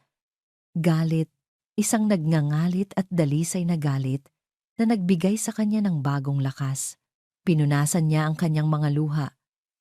Ang kanyang mga mata, na kanina'y puno ng kawalan ng pag-asa, ay ngayon ay matalas at mapanganib. Anong gagawin natin? Ngumiti si Diwa. Gagamitin natin ang himalang iniwan ng iyong asawa dahil alam nilang bawat kilos nila ay binabantayan na.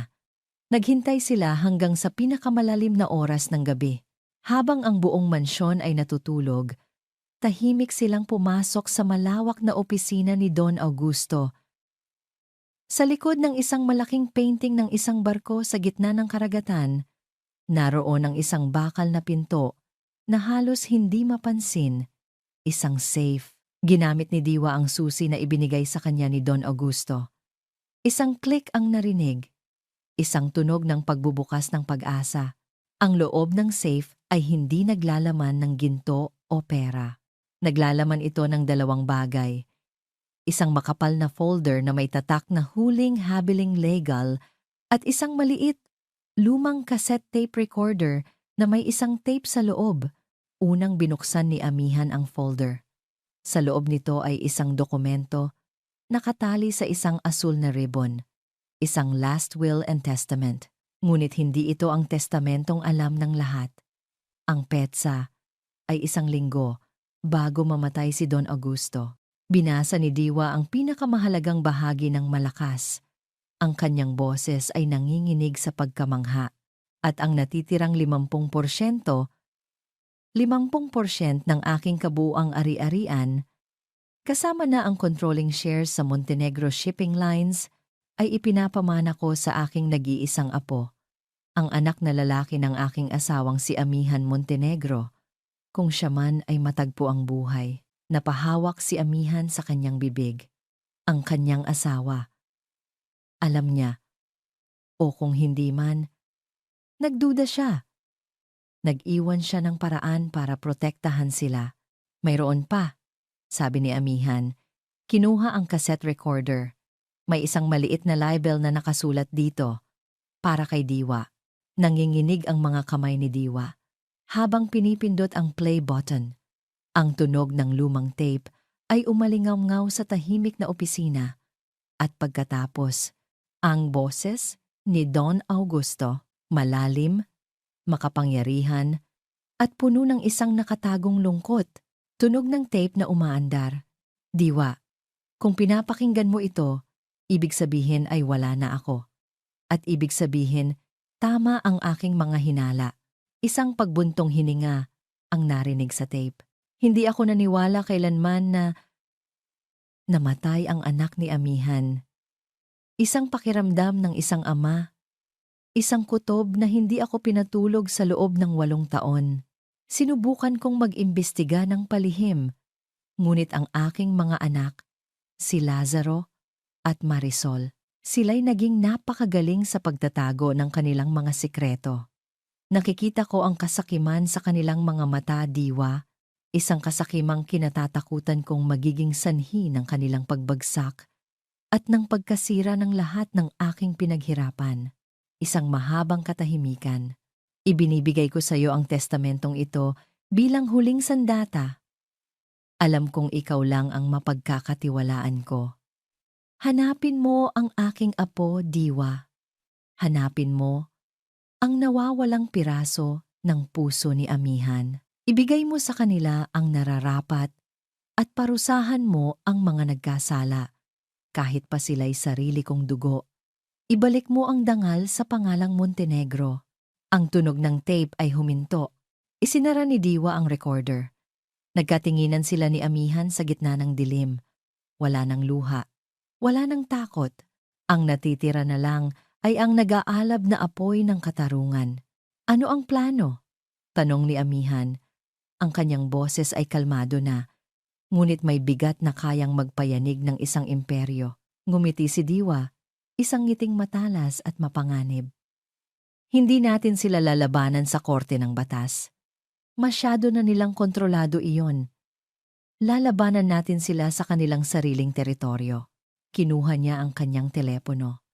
Magpapatawag ako ng isang emergency board meeting para sa Montenegro Shipping Lines bukas ng umaga.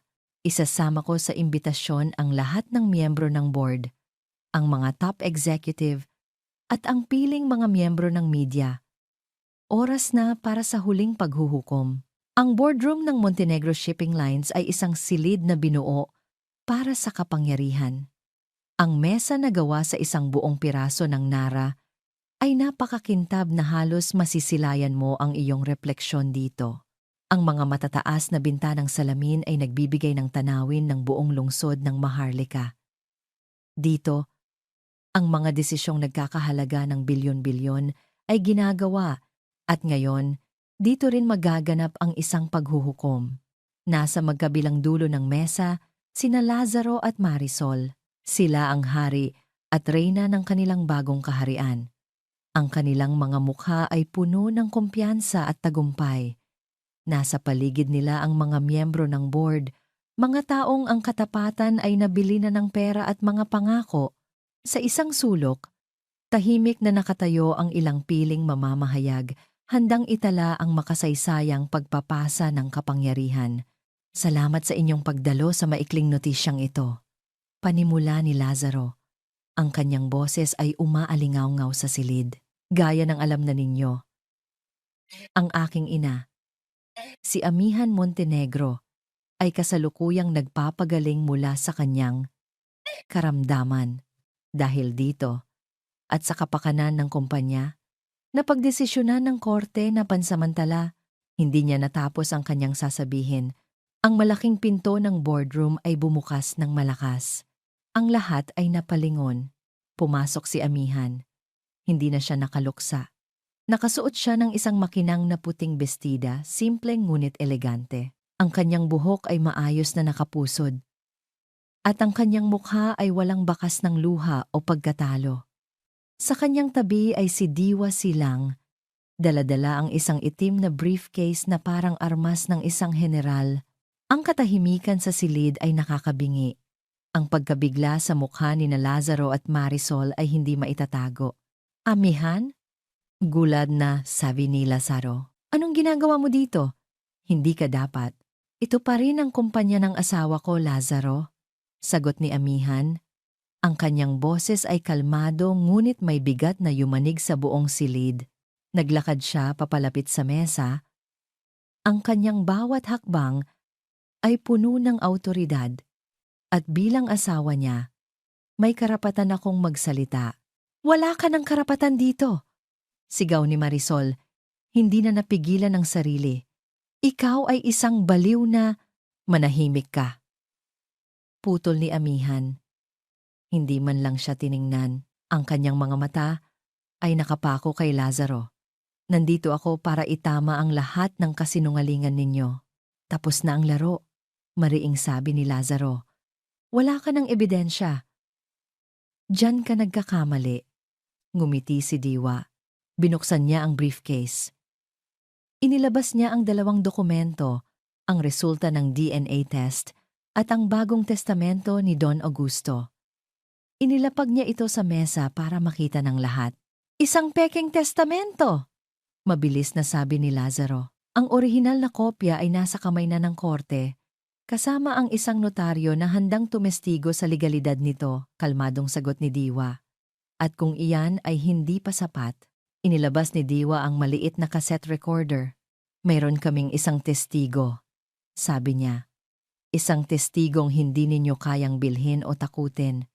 Dahil matagal na siyang patay, pinindot niya ang play.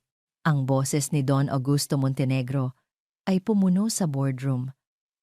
Malakas! Makapangyarihan!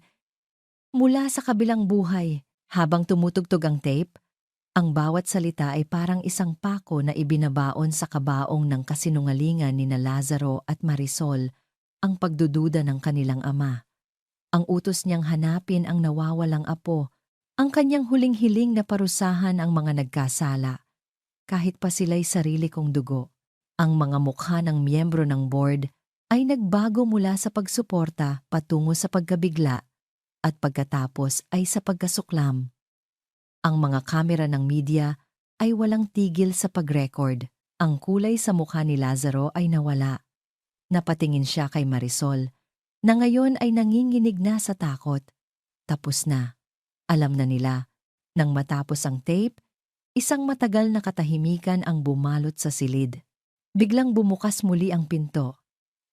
Pumasok si Manang Yoli, nakaposas, at kasama ng 2 pulis. Ang kanyang mukha ay basang-basa sa luha. Nang makita niya si Amihan, napaluhod siya. Senyora, patawarin niyo po ako. Hagulgol niya. Pinilit lang po nila ako. May sakit po ang anak ko, kailangan ko ng pera. Tinakot po nila ako. Sinabi nilang papatayin nila ang pamilya ko kung hindi ako susunod. Ang kanyang pag-amin ang huling selyo sa kanilang kapalaran. Lazaro Montenegro, Marisol Montenegro, sabi ng isang pulis na sumunod sa pagpasok. Inaaresto namin kayo sa salang attempted murder, falsification of public documents at kidnapping. Hindi! Hindi! Niyo kami pwedeng galawin! Kami ang Montenegro! Sigaw ni Marisol, nagwawala habang pinoposas. Ngunit si Lazaro ay hindi na kumibo. Nakatayo lang siya. Ang kanyang mukha ay blanko. Ang kanyang imperyo, na binuo sa kasinungalingan at kasakiman, ay gumuho sa loob lamang ng ilang minuto. Habang dinadala sila palabas, napatingin siya kay Amihan. Ang kanyang mga mata ay hindi na nagpapakita ng galit, kundi ng isang bagay na mas malalim, pagkatalo. Ang isang laro na sinimulan niya ay tinapos ng isang babaeng minaliit niya at ng multo ng isang amang nilinlang niya.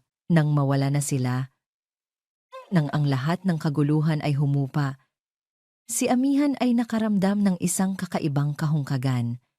Ang tagumpay ay may lasang abo. Ang katarungan ay may kasamang pait.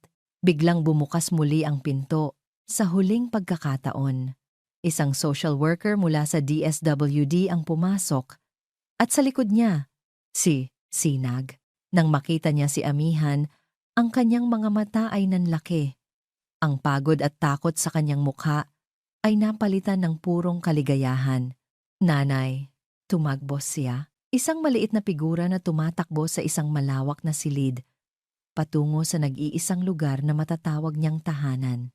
Yumuko si Amihan para salubungin siya.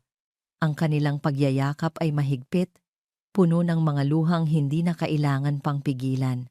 Ang bigat na pasan-pasan ni Amihan sa kanyang dibdib sa loob ng napakatagal na panahon ay biglang nawala. Nanay, umuwi na ako. Bulong ni Sinag sa pagitan ng mga hikbi. Hinaplos ni Amihan ang buhok ng kanyang anak.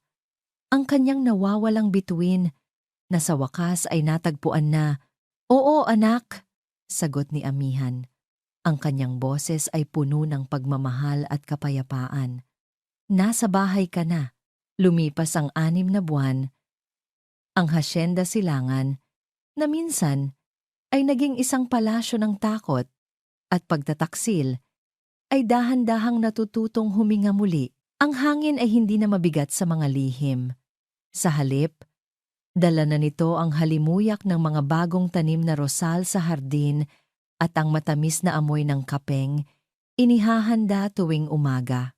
Ang nakakabinging katahimikan ay napalitan na ng mga tunog ng buhay, ang mahinang kalansing ng mga wind chime, ang mga awit ng ibon, at higit sa lahat, ang tawa ng isang bata na sa wakas ay natutong maging bata muli.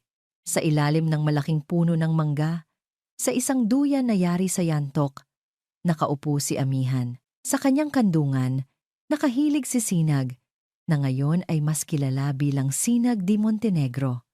Ang kanyang mga daliri ay maingat na sinusundan ang mga salita sa isang makapal na libro. Ang dati maruruming damit ay napalitan na ng malinis na polo shirt at shorts. Ang dati laging gutom na tiyan ay napuno na, at ang kanyang mga pisngi ay mayroon ng malusog na kabilugan. Ngunit ang pinakamalaking pagbabago ay nasa kanyang mga mata. Wala na roon ang laging handang pag-iingat ng isang batang lansangan. Nanay, tawag ni Sinag, hindi inaalis ang tingin sa libro. Ano po ang ibig sabihin ng salitang legacy? Ngumiti si Amihan. Hinaplos niya ang buhok ng anak. Ang legacy, anak, ay ang mga bagay na iniiwan natin sa mundo para maalala tayo ng mga tao. Kapag wala na tayo, pwedeng pwedeng kumpanya. Huminto siya at tiningnan ang malawak na hardin. Pero ang pinakamahalaga, pwedeng mabuting pangalan at mga mabuting gawa na nagbibigay inspirasyon sa iba. Itinupi ni Sinag ang sulok ng pahina at isinara ang libro. Tumingin siya sa mga mata ni Amihan. Gaya po ng ginawa ni Lolo Augusto, nag-iwan po siya ng susi para sa atin. Isang mainit na damdamin ang bumalot sa puso ni Amihan. Ang legal na bagyo ay matagal nang humupa. Sina Lazaro at Marisol ay nahatulan ng mahabang pagkabilanggo. Ang kanilang pangalan ay naging isang paalala ng kasakiman. Ang kanilang legacy ay naging isang madilim na babala. Isang umaga, dinalaw ni Amihan si Manang Yoli sa kulungan. Ang silid dalawan ay maliit, malamig, at amoy disinfectant. Si Yoli, na nakaupo sa kabilang panig ng makapal na salamin, ay tila tumanda ng 20 taon. Ang kanyang buhok ay halos puti na lahat at ang kanyang mga balikat ay nakakuba, binibigatan ng pagsisisi. Hindi siya makatingin ng diretso kay Amihan. Ang anak mo. Panimula ni Amihan, ang kanyang boses ay kalmado at walang bahid ng galit. Naoperahan na siya noong nakaraang buwan. Maayos na ang kalagayan niya.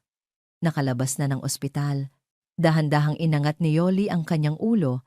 Ang kanyang mga mata ay nanlalaki sa gulat. At pagkatapos ay napuno ng hindi makapaniwalang mga luha. Paano po? Bakit? Bakit niyo ginawa yon? Dahil walang batang dapat magdusa dahil sa pagkakamali ng kanilang mga magulang. Simpleng sagot ni Amihan. Ginawa ko iyon para sa kanya, Yoli. Hindi para sa'yo. Doon na tuluyang bumigay si Yoli. Napahagulhol siya. Ang kanyang katawan ay nayayanig sa pag-iyak. Patawad, senyora. Patawarin niyo po ako. Patawad? Hindi sumagot si amihan. Tumayo na siya para umalis. Hindi niya sinabing pinapatawad na niya ito. Marahil ay may mga sugat na hindi na tuluyang maghihilom. Ngunit ang kanyang ginawa ay isang uri ng pagpapatawad na mas malalim. Ito ay ang pagpili sa kabutihan sa kabila ng pinakamatinding kasamaan. Ito ay ang pagputol sa tanikala ng paghihiganti para hindi na ito maipasa pa sa susunod na henerasyon. Isang hapon, si Sinag naman ang may hiling. Nanay, pwede po ba tayong bumalik doon? Alam ni amihan kung ano ang tinutukoy niya. Bumalik sila sa ilalim ng tulay ng pag-asa. Ang amoy ng ilog at ng usok ay pareho pa rin. Nakita ni Sinag ang kanyang mga dating kaibigan, mga batang may maruruming pisngi at mga matang mas matanda kaysa sa kanilang edad. Ngunit hindi siya bumalik doon bilang si Sinag na Montenegro. Bumaba siya ng kotse na may dalang malalaking bayong.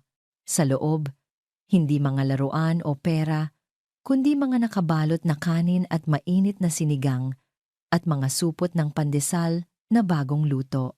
Para sa inyo, sabi niya. Iniaabot ang mga pagkain. Nag-atubili ang mga bata sa una.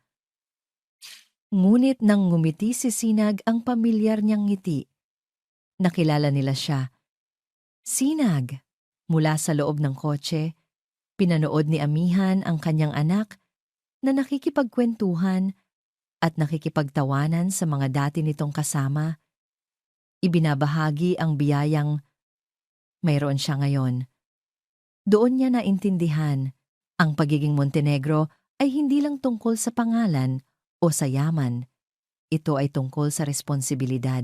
Ang tunay na legacy ng kanyang anak ay hindi ang mamanahin nitong imperyo, kundi ang pusong hindi marunong makalimot sa kanyang pinanggalingan. Ilang linggo ang lumipas, isang malaking bakanteng lote malapit sa tulay ng pag-asa ang nagsimulang linisin. Isang malaking tarpaulin ang itinaas sa harapan nito. May mga salitang nakasulat sa malalaking titik, itatayo dito. Tahanan, Enje Pagaza, isang proyekto ng Montenegro Foundation. Dahil ang bawat bata ay may karapatan sa isang tahanan. Sa araw ng groundbreaking ceremony, si Sinag sa kanyang maliit na puting barong ang siyang napiling magbigay ng mensahe. Hindi ko po masyadong naiintindihan ang salitang legacy. Sabi niya sa mikropono, ang kanyang boses ay malinaw at matatag. Naririnig sa buong paligid, pero alam ko po kung ano ang pakiramdam ng walang tahanan. Alam ko po kung ano ang pakiramdam ng matulog ng gutom at giniginaw. Ang bahay na ito ay para hindi na po maranasan ng ibang bata ang naranasan ko. Ito po ay para malaman nila na kahit gaano kadilim, laging may darating na bagong sinag. Sa gilid, nakatayo si amihan. Ang kanyang mga mata ay puno ng mga luha ng pagmamalaki. Niyakap niya ng mahigpit ang kanyang anak pagkatapos ng talumpati. Ibinubulong kung gaano niya ito kamahal. Ang huling eksena ay hindi isang malaking selebrasyon. Ito ay isang tahimik na sandali. Magkahawak kamay sina amihan at sinag. Nakatayo sa balkonahe ng Hacienda Silangan, pinapanood ang dahan-dahang paglubog ng araw. Ang kalangitan ay isang obra maestra ng kulay kahel, rosas, at lila. Salamat anak, bulong ni amihan. Ang kanyang boses ay halos hangin na lang. Para saan po nanay? Tanong ni Sinag, nakatingala sa kanya. Sa pagligtas sa akin, sagot ni amihan. Isang ngiti ang sumilay sa kanyang mga labi. Hindi lang sa kabaong, kundi sa lahat ng bagay na sumunod, ngumiti si Sinag. Hindi na siya nagsalita. Isinandal niya ang kanyang ulo sa tagiliran ni amihan. Magkasama nilang pinanood ang huling piraso ng araw na naglaho sa abot tanaw. Alam na bukas, isang panibagong umaga ang darating. Isang bagong simula. Isang bagong sinag. At dito po nagtatapos ang kwento ni na Sinag at amihan. Mga minamahal naming kakwento, maraming salamat po sa inyong walang sawang pagsubaybay at sa pagsama sa amin sa bawat pagsubok bawat luha, at bawat tagumpay sa paglalakbay na ito. Habang isinusulat ko ang kanilang kwento, hindi ko maiwasang hindi maramdaman ang kanilang sakit, ang kanilang takot, at ang kanilang pagnanais para sa katarungan at pagmamahal. Sina Sinag at Amihan ay naging higit pa sa mga tauhan sa isang papel. Sila ay naging tinig ng pag-asa, isang paalala na kahit gaano man kadilim ang ating pinagdadaanan, laging may sisikat na bagong pag-asa. Sila ang nagpatunay na ang tunay na yaman ay hindi nasusukat sa salapi, kundi sa kabutihan ng pusong handang magpatawad at magmahal ng walang hinihintay na kapalit. Ano po ang pinakapumatak sa inyong puso sa kwentong ito?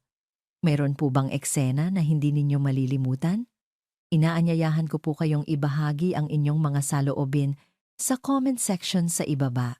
Ang inyong mga komento ang nagsisilbing inspirasyon at liwanag sa aming patuloy na paglikha ng mga kwentong tatatak sa puso. Hanggang sa ating muling pagkikita sa susunod na kwento, muli ang aming taus-pusong pasasalamat. Lubos na gumagalang, Kwentong Damdamin TV.